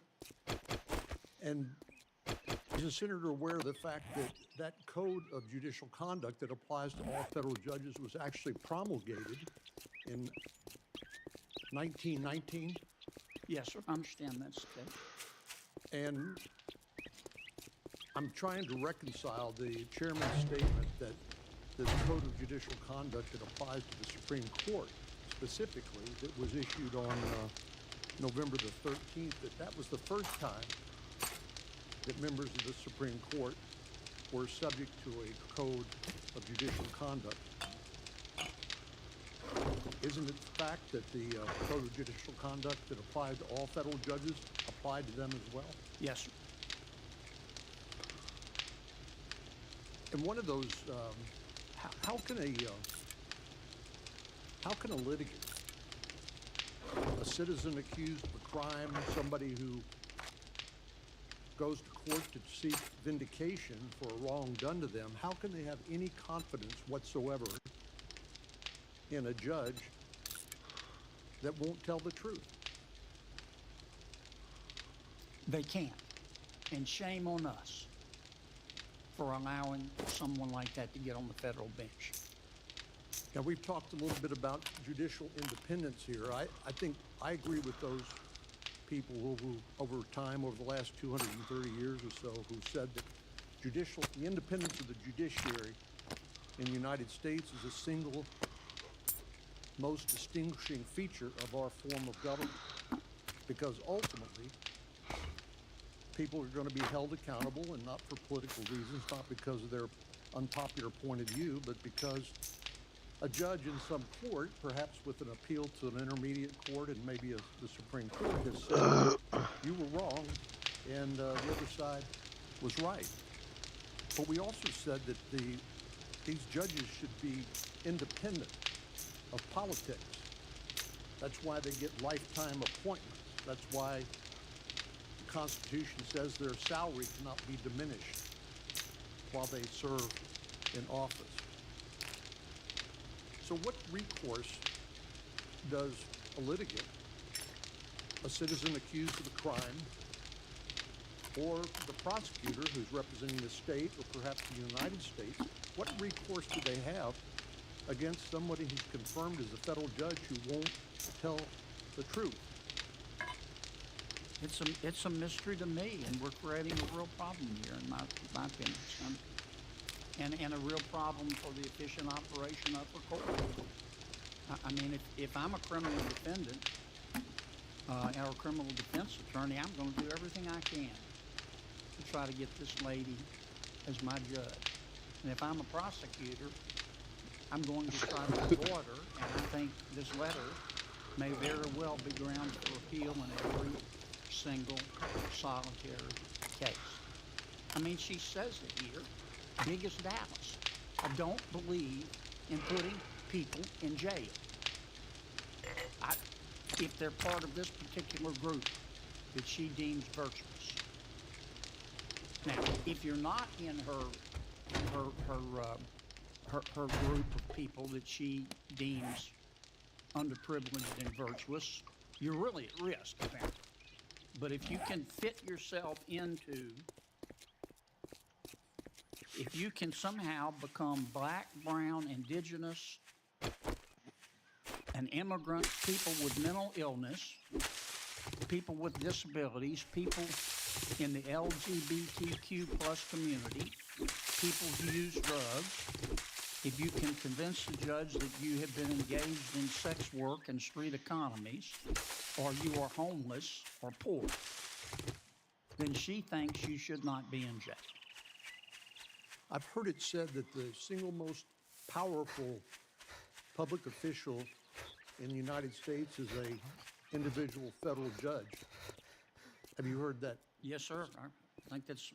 And what recourse does Congress have to a federal judge who blatantly disregards their obligations under the law?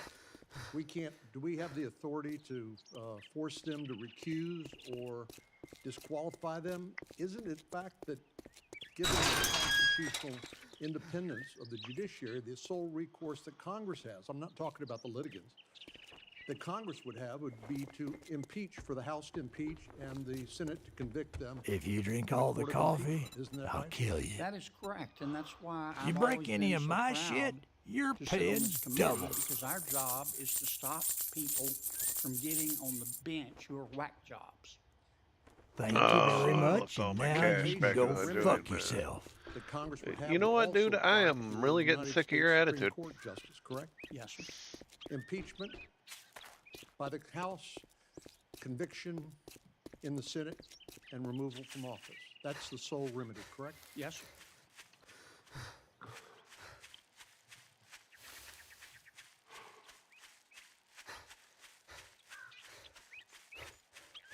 Thank you, Mr. Chairman. Mr. Director, it seems to me that some people should not have power. I don't care how smart they are. I don't care how experienced they are.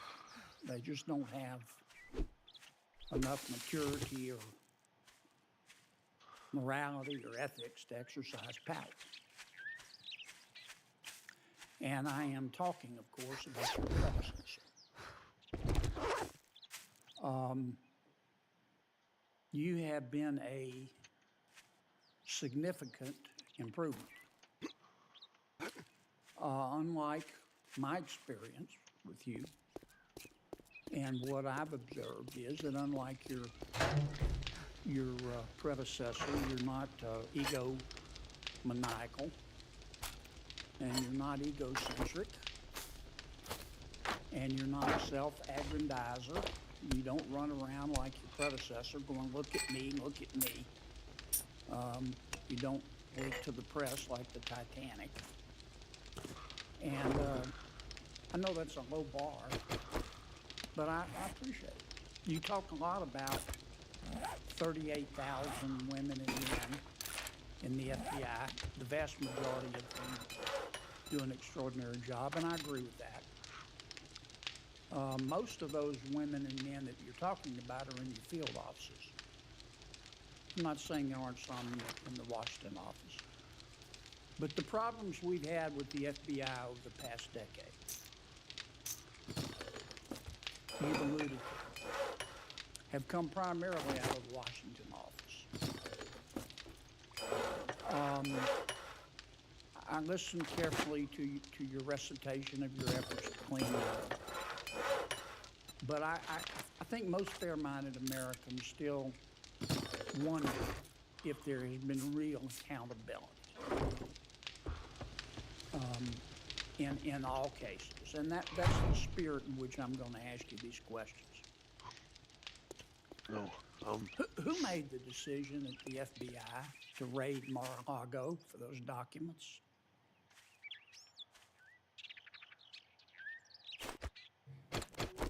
Well, I'm not sure there's a specific person that made the decision. It was the investigative team that was on that investigation, working with the prosecutors on the case. Why didn't you just do a consent to search and avoid all the drama? Well, You, but whoever made the decision. yeah. Well, let me try it this way, because obviously we are talking now about not just an ongoing investigation. It's not just an ongoing investigation that's being led by a special counsel, but an ongoing investigation being led by a special counsel that's in front of a court with likely very strong views about what it is I can say publicly, which gets at some of your gracious comments about public commentary about cases. But I think if you, in that particular instance, if you look at the affidavit in support of the search warrant, and more importantly, the pleadings that were filed by the prosecutors in the case, they lay out in a very detailed way all the efforts that were made to ensure compliance short of proceeding to a search, as well as now has been charged, actual obstruction of justice. And so, in my experience, again, speaking more generally now, both as a line prosecutor and now as FBI director, when it comes to obtaining classified information, retrieving it, we typically pursue the least intrusive means possible, but if those don't work, and certainly if there's obstruction of justice, which in this case, as found by a probable cause standard by the judge, then it's pretty typical to resort to a search warrant.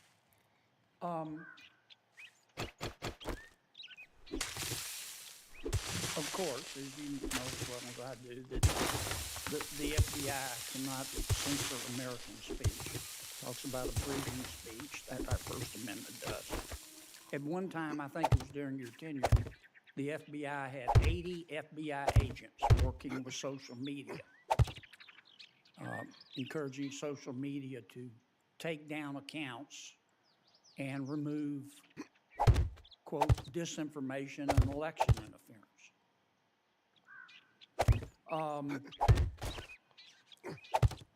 A district court found that the FBI and other agencies asked social media platforms to remove content and to change their moderation policies in a way that violated the First Amendment. And it went up to the Fifth Circuit. The Fifth Circuit limited the injunction, but here's what the Fifth Circuit said. The FBI, quote, likely coerced the platforms into moderating content and encouraged them to do so by effecting changes in their moderation policies, end quote, in violation of the First Amendment. The FBI agreed with the plaintiffs that, quote, I'm quoting the Fifth Circuit, federal agents ran afoul of the First Amendment by coercing and significantly encouraging social media platforms to censor disfavored speech, including by threats of adverse government action, like antitrust enforcement and legal reforms. That's serious. Is the Fifth Circuit wrong? Well, as you may know, first off, let me just say the opinions talk about a whole bunch of other executive agencies besides the FBI, and I'm not going to speak to what the other agencies did or didn't do. But well, as you far weren't as the only one. It but, was the White House. But it was Homeland Security. But your folks were there too. All 80 of them. 80 agents. Well, combing social media every day. Calling Twitter. Calling Facebook. Take that down. Get rid of that account. And it wasn't just on election interference. It was on COVID vaccines. It was on lockdowns. So, a couple things, and I appreciate the opportunity to clarify this. So first, on things like COVID vaccines and stuff like that, the FBI had no role in telling anybody to take anything down. In fact, as you may know, the FBI was the only agency, back at that time, and the only agency in the entire intelligence community to reach the conclusion, to moderate confidence, that the origins of the pandemic were most likely a lab leak in China. We were the only agency, so we most certainly were not encouraging anybody to communicate differently on that. Second, even on the topics we did communicate with social media companies about, from everything I've seen, we in fact did not instruct anybody to take that information down. As to the Fifth Circuit's opinion,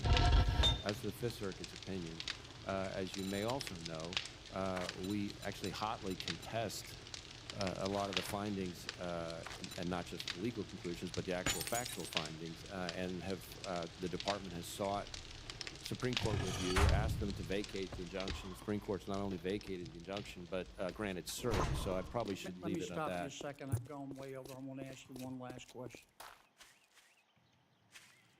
We had a controversy during the election about Mr. Hunter Biden's laptop. And at that time, you had 80 agents interfacing with social media, doing whatever they were doing. The FBI had the Hunter Biden laptop, got it on December 9th, 2019. The New York Post story, which a lot of the social media companies at the suggestion of government, took down.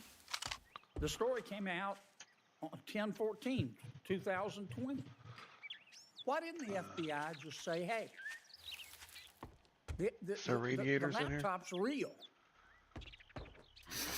Why didn't you just tell everybody the laptop's real? We're not doubting what's on it, but it's real. It's in a fiction. Everything's empty. Well, as you might imagine, the FBI cannot, especially in a time like that, be talking about an ongoing investigation. Second, I would tell you that at least my understanding is that both the FBI folks involved in the conversations and the Twitter folks involved in the conversations both say that the FBI did not direct Twitter to suppress. But others were in government. Well, I can't speak to others in government. That's part of the point that I was trying to make, because the Fifth Circuit's But you're opinion... the FBI. You're not part of the White House and part of Homeland Security. You're not supposed to be political. You see all this controversy going on. Why didn't the FBI say, time out, folks, we're not getting in the middle of this, but the laptop's real? Again, we have to be very careful about what we can say, especially in the middle of an election season, because that's precisely some of the problems that led to my predecessors' negative findings from the Inspector General. Did you hear a gavel? Thank you, Senator Kennedy. Thank you, Senator Kennedy. Senator Booker.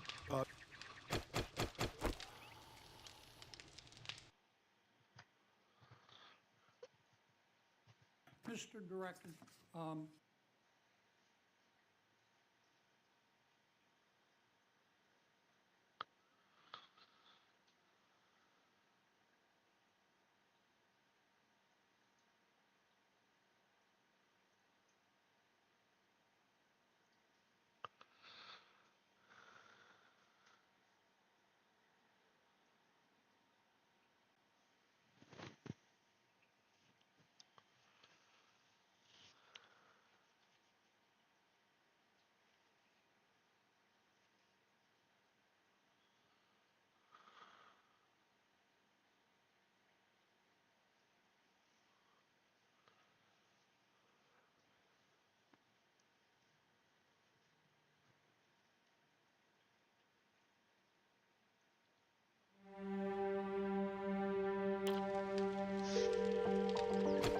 My name is Sandra Petty. I'm a reporter from Newsday on Long Island.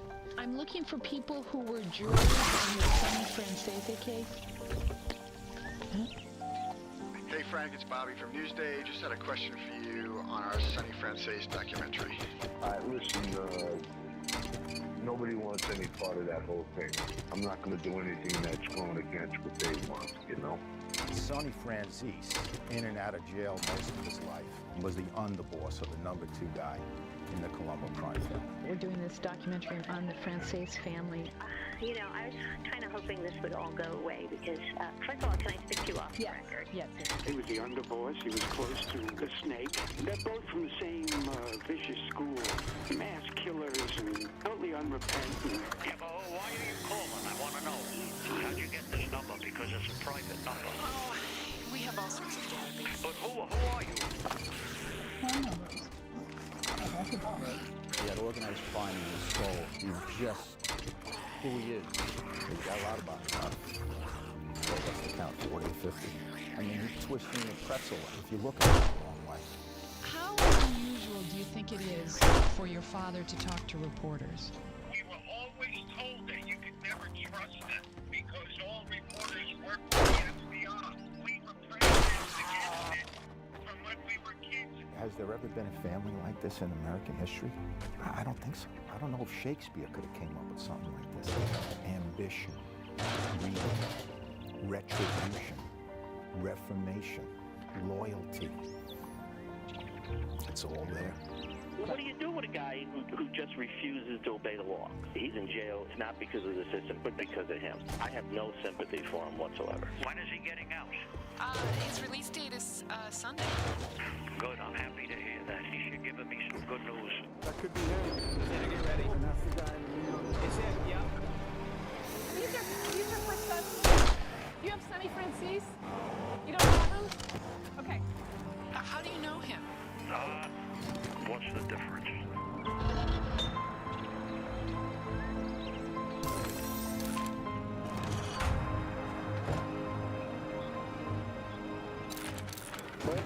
Sonny? Yeah.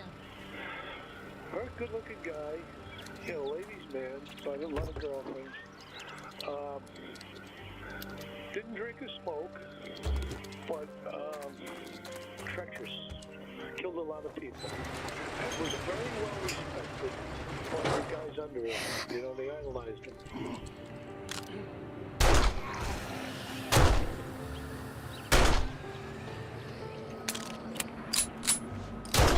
Sonny different from other wise guys is that he seems so regular. He's the kind of guy you can pick up but the reality is darker and deeper. He's just as capable of murder as he was of changing a neighbor's flat tire. His criminal enterprise stretched from the peep shows in Times Square to barbershops on Long Island.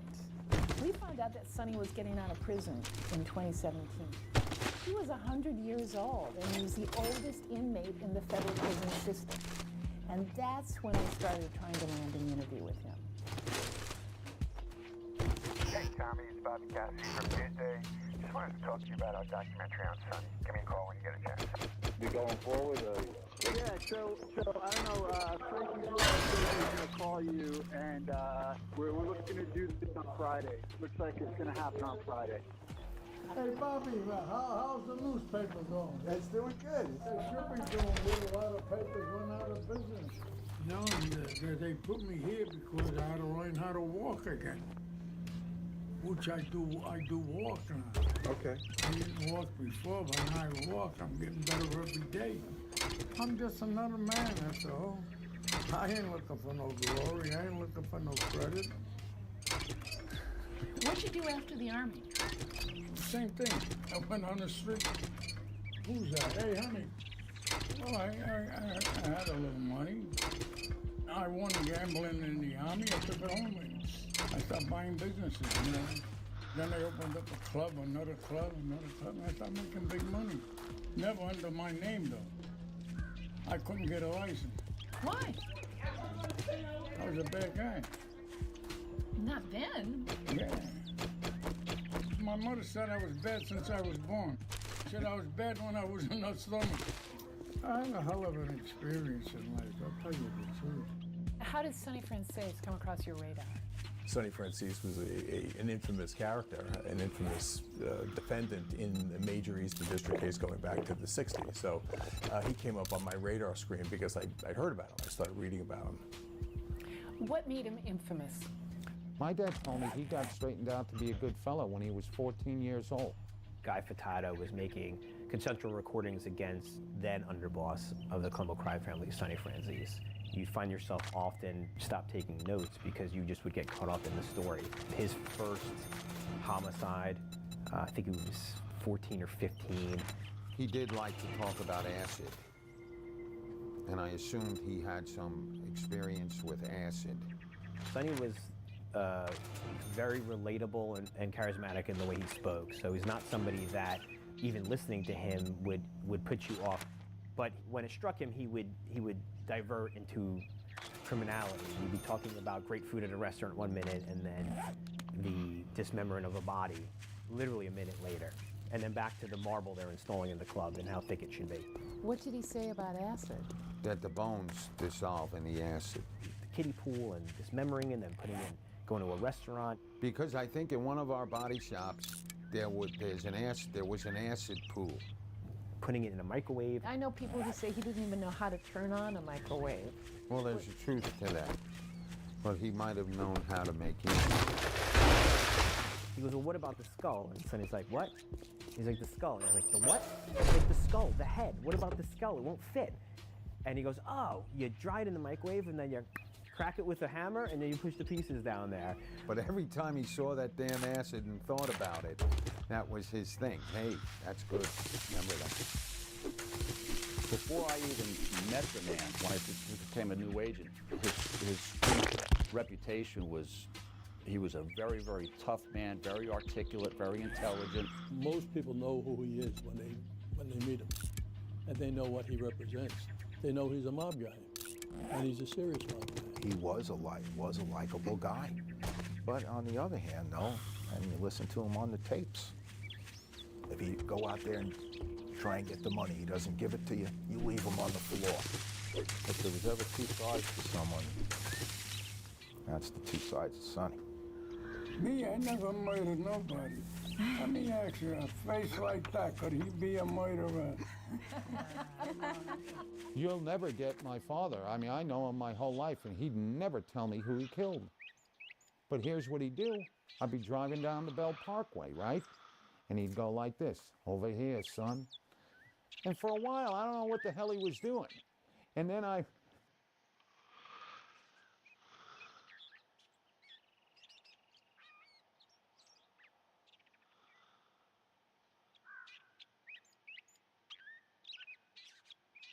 And what is this? Oh my god. Oh my god. Jesus. Pokimane, I think I saw a post about this, right? I did. Pokimane Eat the Rich. Also, Pokimane buys $11,000 ticket. Spent the weekend at F1 Monaco. What the fuck is Monaco? Is that like a Pokemon? Anytime that a person tells you, eat the rich, that they hate rich people, if a rich person tells you that, guarantee yourself they've got a Birkin bag. Guarantee yourself they've got a Porsche. Guarantee yourself they've got $1 million house. This is what's so cringe, bro. Like, Well, the spread is getting bad.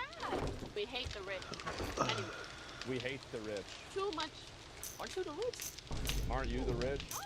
Unfortunately, we live in such a self-centered capitalistic society. If I ever was a billionaire, I wouldn't be a billionaire for more than a day. I would give away most Yeah, of my money. it's so funny somebody says that, because like people that are billionaires, it's not like it's, you know, small diving through like coins. It's locked up in assets and stocks, right? That's usually how people build a lot of wealth. $28 for cookies?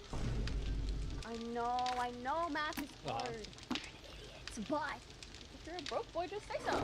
As I said, bro, the moment somebody talks about how bad capitalism is, get ready to buy something. This was not what I was expecting. What's she crying for? Today, but it's What's she crying for? Why are you crying? I hope everything is easy. Okay, one second. Oh my god. I think, actually, I know what it is. I think I'm just a little emotionally. It feels like every day something new, you know? I think sometimes when you think about like clippers and this and that, for a while I was like, wow. Who gets pressed over a clipper? You know how many people clip me out of context and say shit I didn't say? Like, that's just the way it is. Look at all the products on the shelves. I know, bro. Hey, yo, eat the rich. Man, this is just yesterday? What happened yesterday? I don't listen to sad music. Couldn't pay me. I'm a happy-go-lucky gal and I like to stay that way. This is how it started. This is how it's going. Damn, that was one day. Literally one day. Jesus. I'll let my Be crazy. It's kind of true, like, guys, which of you guys have been here many years? Like, I'm talking, you've been following me like 6+ years. A lot of my ops, they really are. Have you ever thought about that? But me, I'm still here. But I'm also. This is like the most fucking annoying stereotype that you could possibly have. Holy shit. You can tell that she is probably the nastiest, cattiest bitch privately. And I think that's the reason why so many people are annoyed by her. You should just let the demons out. You should. That's who you really are. We know that's who you are. Nigga, you ain't funny. That's not true. Maybe you're just boring as fuck and lame as hell. Cause only lame niggas say that shit. Oh my god. Wow. Uh-huh.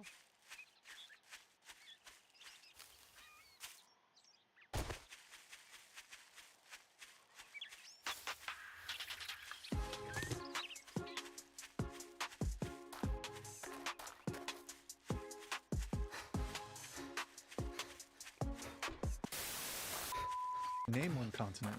Pass. Come on. Continent. Zimbabwe. No. That is a country. That's a country. India? I really don't know, dude. Okay, what continent are we on? United States of America.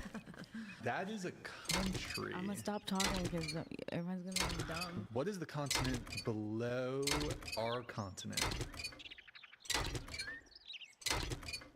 I don't don't know the Pacific Ocean?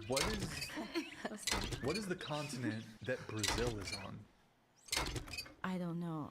Did somebody say the icy one? Iceland? What's the icy continent? The Oh, North Pole. I don't fucking know. What two countries border the USA? Isn't it Mexico? And then Okay. the other state we hate. What's the other country? Russia? Yes.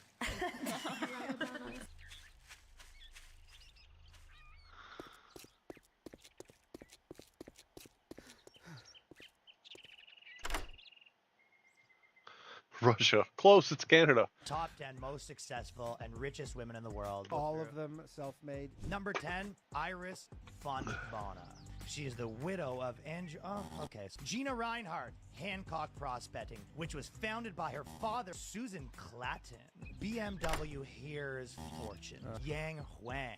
58% of a China-based real estate developer. Nice little chunk. Her father, its founder. Number 6, we got Jacqueline Mars. The company was founded by Jacqueline's grandfather.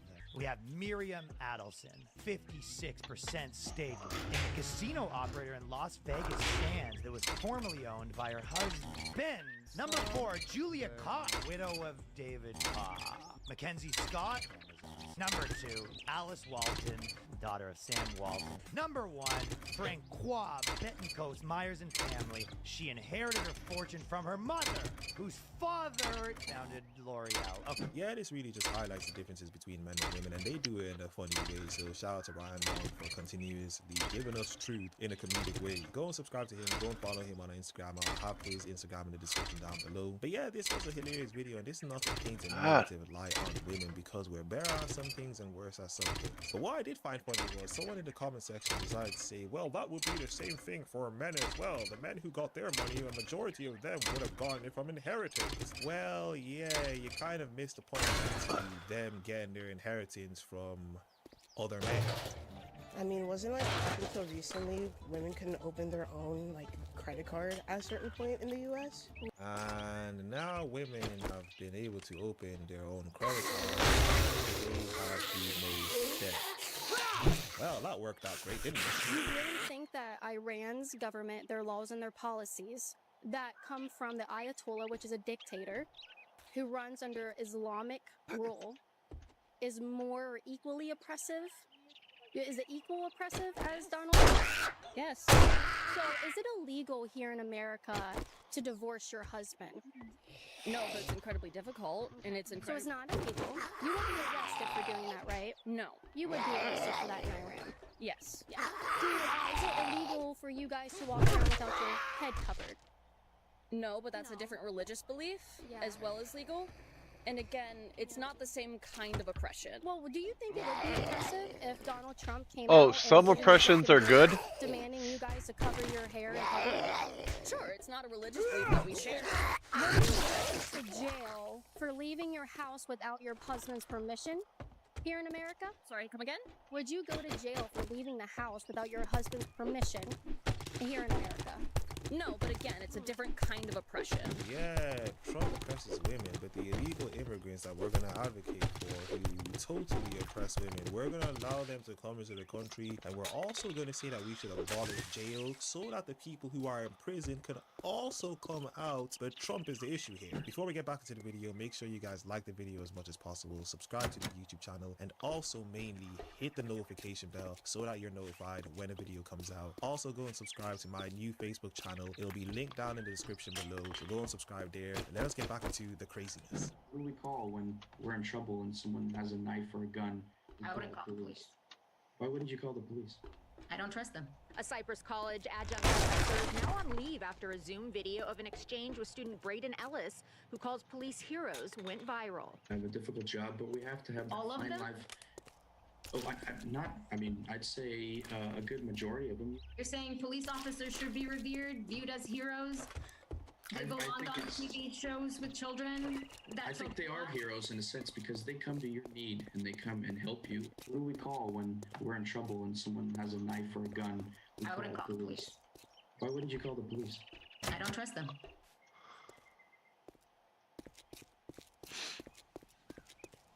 College professor berating one of her students after he argued police officers are heroes. That student, Cypress College freshman Braden Ellis, joins me now. Braden, I mean, the video, watching you in that moment, in that class, and I'm going to almost say class in quotation marks, but I'll let you tell us about that. It's stunning, man.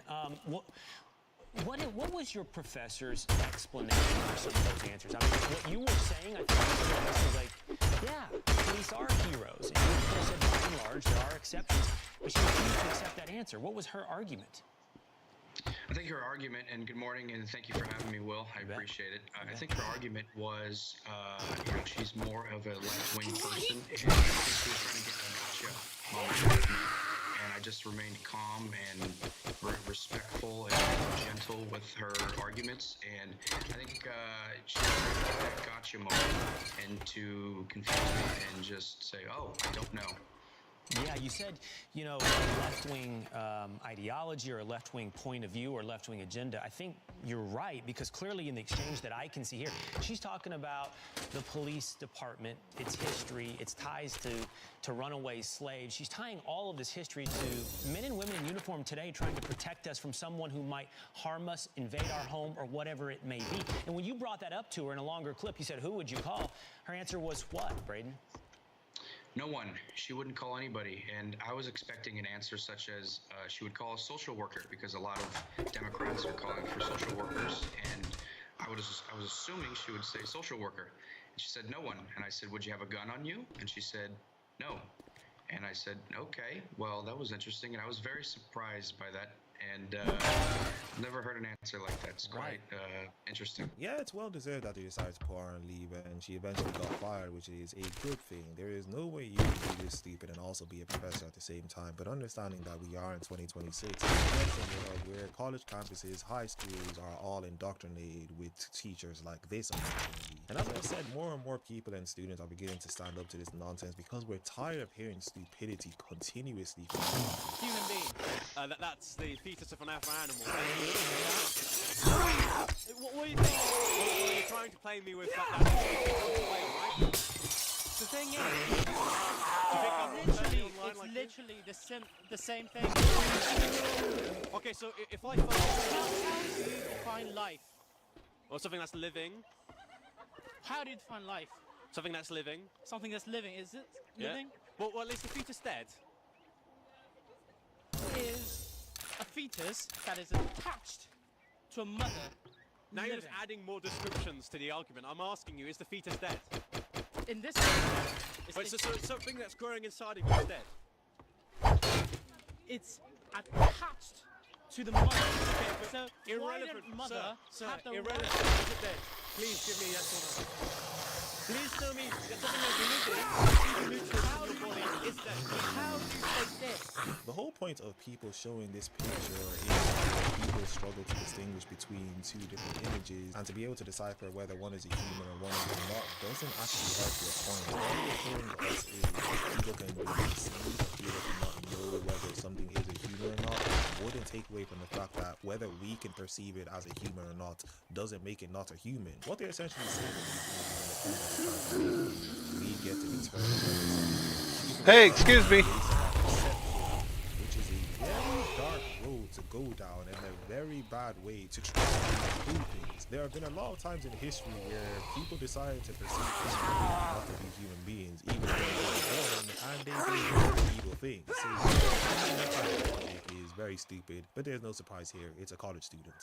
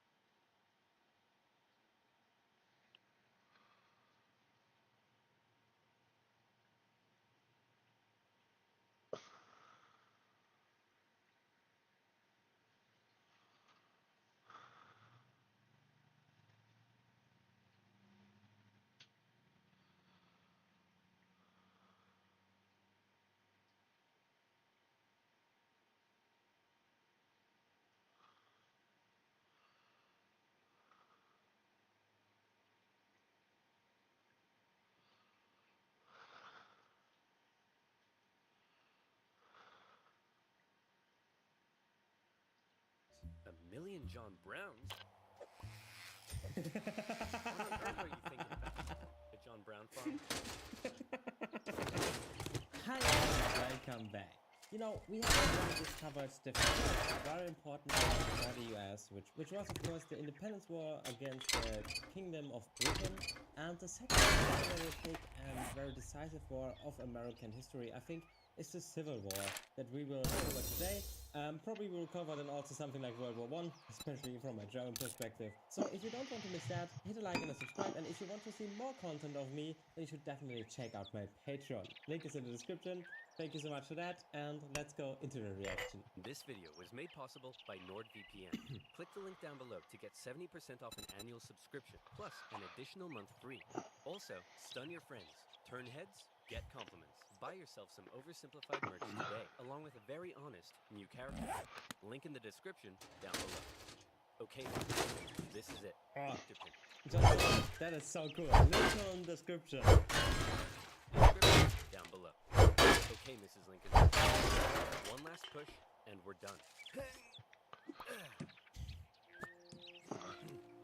9 months and 4 days ago, my father brought forth upon my mother himself, and gave to her a child, conceived in a shack in Kentucky, and dedicated to the proposition that I would drink num-nums from a bottle and do little pupils in my pences for the next 2 to 3 years. Now what is it babies do again? Oh yeah. I am not touching it. Abraham Lincoln. For me, it's also so weird about thinking about babies that my will change right now it's also like I'm not. A relatively poor family in Kentucky, eventually moving to Indiana, and finally Illinois. He ran for office, did a lot of jobs, despite being self-taught, he turned out to be a pretty clever and astute lawyer. In one case, a guy claimed he witnessed a murder at night, and Lincoln was like, "How could you have seen anything in the dark? There was a bright full moon." A what? A bright full moon. Can you say that again, please? There was a bright full moon. A dim half moon? No, a bright full moon. That's funny, because according to this almanac, there was a dim half moon, which makes you a liar. Well, I got a bright full moon for y'all right here. Now that's a rebuttal. Lincoln and his cheekbones weren't only interested in law, however. He has some crazy cheekbones. Look at them. Lincoln and his crazy. His cheekbones. Wow, crazy. Interested in law, however, he also dabbled in the world of politics, serving as a legislator in both local and national assemblies, and wanted to work. Not even 100 years after the founding fathers of all men are created, politicians were already asking. It means all men. And not just that. States' rights versus the federal government. What are the executive powers? Is cereal a soup? The founding fathers left some people. No. No. To interpretation. And the biggest question of them all was slavery. An ugly mark on what should have been a and democracy. Thomas Jefferson had written a in the Declaration of Independence, but out of fear of losing Southern states' support, it was removed. Hey guys, do you think leaving this a little vague will create any unforeseen problems in the future? Cannonball! What? Wait, is create any unforeseen problems in the future? Is this Benjamin Franklin? Was he that big? Cannonball! And those unforeseen problems were now beginning to rear their ugly heads. As the nation developed, the North and the South developed along two very different lines, and two very different cultural identities emerged. Northern cities began rapidly industrializing, while the southern climate allowed for large plantations of labor-intensive crops. As a result, one half of the country didn't rely on slaves, while the other half had become economically dependent on them. In 1793, Eli Whitney's cotton gin caused the slave trade in the South to explode, while in the North, a growing abolitionist movement was taking root. a general mistrust began to develop between the North and the South, as Northerners felt the South were hell-bent on expanding slavery, and fear spread throughout the South that the North wanted to take their slaves away. In 1819, there were 11 free states and 11 slave states, a perfect balance. A happy medium, a harmonious relation. Hey guys, nice to meet you. I'm Missouri, and I would like to become the 23rd state. Hey buddy, welcome to the nation. We'll be happy to accept you as a free state. Oh no, you don't. You're trying to get one over on us. Missouri's gonna be a slave state. Okay, listen, why don't we just ask Missouri what it wants to be, and we slave state. Well, then, allow me to introduce to you the newest, freshest state on the scene. Maine. Hey, you can't do that, and you can't have any more slave states above this line. What? The issue of slavery is solved, and it will never come up again. A few years later, it came up again. You see, as America expanded westward, each new state or territory that was added threatened to upend the delicate balance between the slave and free states. If one faction managed to outnumber the other, it could gain an easy majority and force its own ideals on the opposing side, leaving a huge portion of the population spiteful and oppressed. For a while, Wait. a huge portion of... I heard Texas had some war or something going on against Mexico or something like that, and I don't see Texas here. So was this before the war against Mexico? Seems like it, right? Because this big chunk here should be Texas, shouldn't it? The population feeling spiteful and oppressed. For a while, compromises kicked the can down the road and kept the volatile balance in check, as new free and slave states were roughly added in pairs. But then one loudmouth state just had to barge in and ruin everything as usual. Ah, there's Texas! The nation of Texas saw the United States enter into a war. Hey, what? Why is that part of Texas? That is not what Texas is today. If you like this video, please leave a like. And if you want to see more of me, I would love if you subscribe. Thank you so much for that. Mexico, which they won, gaining a huge amount of land out west, creating even more problems. Hey guys, nice to meet you. I'm California, and I would like to become the 31st state. Hey buddy, welcome to the nation. We'll be happy to accept you as a southern slave state. Oh no, you don't. You're trying to get one over on us. California's gonna be a free state. Okay, listen, why don't we just ask California what it wants to be, and we can restate. Well, then, allow me to introduce you the territories of New Mexico and Utah, able to freely vote for slavery themselves. Hey, you can't do that, and we can enter Northern Territory anytime we want to recapture escaped slaves. What? The issue of slavery is solved, and it will never come up again. A few years later, it came up again. In 1854, a Democratic senator from Illinois wanted to build a really cool choo-choo train here, and proposed that the territories of Kansas and Nebraska be created open to slavery, even though they were clearly above the Missouri Compromise. Obviously, the northern states were like, hell no. But the southern Democrats who controlled Congress at the time were like, well, if you love liberty and democracy so much, then you should let them vote whether slavery should be legal or not. And so it was. Huge numbers of pro- and anti-slavery settlers rushed to Kansas to sway the vote in their favor. And while they were all there... Interesting that you move your whole house, your whole family, and everything just to allow slaves or not allow slaves. It's absolutely incredible. I don't know. This thing must be so heated. I understand it a bit from slave owners, but you know, from not slave owners, you know, they don't have to lose so much. Of course, it's very important for them that they don't have slaves anymore in the whole United States, but it's not so much economical loss, I probably think. Began to beat the crap out of each other. One of those settlers was a man named John Brown, a former businessman who failed at just about everything he tried, and was arguably insane. Oh He was wow, a radical... he has some beer. Look at failed that. at just about everything he tried. Look at that beer. And was arguably insane. He was a radical abolitionist and dedicated much of his life to the Underground Railroad and freeing slaves.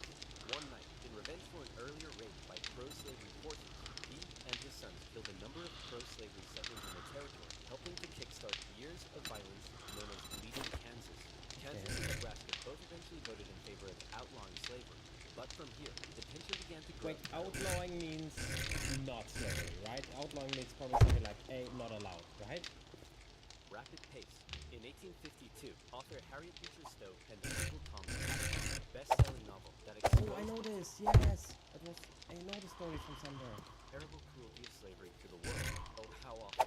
How morally corrupt a nation must be to allow such things to happen. Your Majesty, what should we do about all the starving soldiers working in coal mines? Nothing! In 1854, the Republican Party was formed, and Abraham Lincoln emerged as a leading figure. Southern Democrats viewed the new Republican Party with mistrust. radical and abolitionist. In 1856, a politician named Charles Sumner gave a speech in Congress calling out slave-owning Democrats with fiery language. If slavery was a woman, she'd be an ugly one. And the senator from South Carolina would like to boink her. Representative Brooks, do you have a rebuttal? Oh, I have a rebuttal, all right. Yeah, here's a rebuttal for you. Oh, okay. I thought he had a rebuttal, you know? Oh, come on. Surely this isn't allowed. I don't know. I'll have to consult the rule book. I can't find anything about the opponent, but it says your eyebrows are in underwear. No! Oh my god, I wanted to do that! News of the violence took the nation by storm. Southern Senate Representative Brooks knew King's and on the floors of Congress, politicians carried weapons in self-defense. You know what? I gotta. Never a good sign. What the hell? Oh, that is a bit mad. In 1857, the Supreme Court ruled in the Dred Scott case that all people of African descent, slave or free, could not be citizens, and therefore could not sue for their own freedom under any circumstances, undoing years of progress. That's not fair. With the strike of... You know, all men are equal, and women. But I know that you use the word man weirdly also for human, so I get it. Now, with all this bitter debate over slavery, there were many nuances. North versus South, Republican versus Democrat, states versus the federal government. But let's strip all of that away. For 4 million individuals living in America, this wasn't about political intrigue or party alignment. It was about the basic human right to be free. Men, women, and children were stolen from their homelands and brought to the American continent, where for generations they were considered to be property, forced to live in poverty, and work from sunrise to sunset. Plantation overseers did whatever they felt was necessary to get the most out of their slaves. You know, we all think about, oh, how can I get a better job, maybe a little bit more for the side for a better vacation or something like that, and or better healthcare. I don't know, so much things, right? A better car. But all of these things weren't even on the table for the people. It was nothing on the table, not even, you know, that I can be healthy at night because somebody maybe, you know, punched me or something. Wow. That puts things, our problems that we have of today, sometimes a little bit into perspective. Punishments were often barbaric. Families were regularly separated, and parents could often only watch as their children were auctioned off, never to be seen again. Thousands of slaves took the treacherous risk of running away, and abolitionists in the North helped many escape via the Underground Railroad as bounty hunters entered the North to chase them down. Leading figures within the abolitionist movement included many significant free black men and women. But it's important to note that for many of the anti-slavery white individuals in the North, opposition to slavery was often an economic issue, not a moral one, as many worried large plantations would take their lands and livelihoods away. Abraham Lincoln knew that slavery was a moral evil, and he regularly spoke against it in powerful speeches that helped him rise through the ranks of the new Republican Party.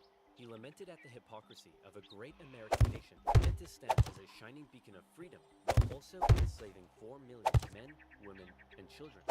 He most famously declared in 1858 that a house divided against itself cannot stand, that one day slavery in America would end. However, even Lincoln was cautious in his opposition. He didn't want to outlaw it entirely, but simply prevent its expansion, so that given enough time, he believed it would naturally die out.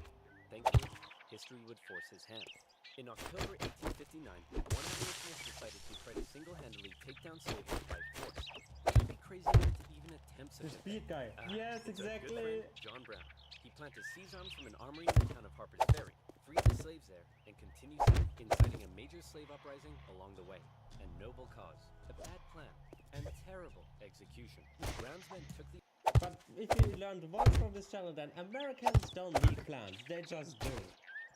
The armory and some hostages, but were quickly surrounded by one Robert E. Lee and his U.S. Marines. Brown was captured, and a couple of months later, he was executed for treason. Northerners sympathized with Brown, but Southerners were like, you see this? They're coming for us. Soon, there'll be a million John Browns. A million John Browns? What on earth are you doing? John Brown father? Not isn't a lie, right? I always think economically. Yeah, me too. To make matters worse, new northern free states meant now the southern states really were outnumbered, and they were beginning to feel bitterly spiteful and oppressed. Further fear began to spread in the South when news broke that a relatively unknown figure had just secured the Republican Party nomination for president. Abraham Lincoln, mostly well-liked among anti-slavery Northerners, had made some of the most powerfully worded speeches against slavery. Wait, he was Republican? Because from what I've heard so far, you know, I would have more figured that he is a Democrat. Interesting. Of any politician at the time, and now there was a chance that he and his cheekbones could become president. For the South, that would be too much. In the 1860 election, Lincoln's name didn't even appear on the ballot in 10 southern states. But much to their horror, when the final results came in, Lincoln had won by an electoral college landslide. Lincoln himself tried to calm their fear. How many times do I have to tell you, I'm not going to take away your slaves? Yeah, right, Honest Abe. We've had enough of you Northerners. We're gonna go form our own country. You can't do that. Why not? Well, if you had won the election, would it be okay for us to leave? Of course not. Well, why not? Because that's not how victim mentality works. Many states felt that when they joined the Union, they always withheld the right to leave it whenever they pleased. Many people living in 19th century America often felt more loyalty to their state than to the nation. And now, with the South feeling like it had Is it still like that? Tell me in the comments if it's still like that, or if you know, are thinking more about. Probably you're always like America, stuff like that. So you probably more feel now to the nation than to your state, right? Tell me in the comments. Its voice in the federal government. Do they have? South Carolina was the first to go, and over a period of 6 months, one by one, 11 slave states officially seceded from the Union, with just 4 contested border states opting to remain. The seceding states issued a number of official documents justifying their secession. South Carolina proclaimed that it was northern states' hostility to slavery that rendered the federal government illegitimate. Mississippi declared that their position was thoroughly identified with the institution of slavery, and in a speech, the Confederate vice president stated that the new Confederate government rested upon what he called the great truth of racial inequality. Revered American generals, such as Robert E. Lee, opted to side with their states over the Union. And with all the chaos, one New York lawyer wrote that rather than a gold eagle, the American national bird should be a debilitated chicken. And hey, it's cute. It's kind of cute. We have to say, look at him. Bird should be a debilitated chicken. Kind of cute. And hey, I kind of like that. One man, watching the crisis unfold, knew it would be his job to solve it. Lincoln was just about to hop on the train and become the president of the United States of America. Hey man, you're hella ugly. Grow a beard or something to hide that face. Good idea. Wow. Still ugly. With assassination plots already underway, Lincoln had to travel all through D.C. disguised as a general. All along the way, he received staff threatening letters. The hand of the devil strike you down. You are destroying me. Damn you, every breath you take. Love from... Lincoln once again reiterated. Yeah, sometimes there are quite some twists in your own family. Love from... At his inauguration speech, Lincoln once again reiterated that, no, I do not want to take away anyone's slaves. But for Lincoln, he did want to preserve the Union. He declared secession to be nothing but an illegitimate rebellion. In your hands and not in mine, he said, is the momentous issue of civil war. You can have no conflict without being expelled the aggressor. We are not enemies, but friends. It was clear Lincoln was ready to get freedom and open up a can of scattering. Supported the people, however, was in question. In the end, it was the Confederates that fired the first shot. As they succeeded, the Confederate troops began seizing federal property throughout the South. Off the coast of Charleston, South Carolina, such federal property, Fort Sumter, was an unusually undersupplied U.S. fort. The Confederate militia there demanded the fort surrender, a request which was quickly denied, and any remaining hope for a peaceful solution to the secession crisis probably then died when the Confederates did this. Why? The Battle of Fort Sumter is considered to be the beginning of the American Civil War. Many of the Confederates there also considered it to be the end of the American Civil War. They hoped Old Abe would just sigh and say, okay, you win. Unfortunately for them, Lincoln actually said, you're about to get a roundhouse to the face. Lincoln sent out the call for 75,000 volunteers, and men signed up in droves, hopeful for some adventure and good old-fashioned F U.N. In the new Confederate capital of Richmond, Virginia, Confederate President Jefferson Davis and his cheekbones had also sent out the call for a... They all have some quite impressive cheekbones. Crazy. And they all have those beards just here, not like here. As ever, both sides hope for a quick end to the war. Is it over yet? No, Jimmy. It's been 1 week. Is it over now? No!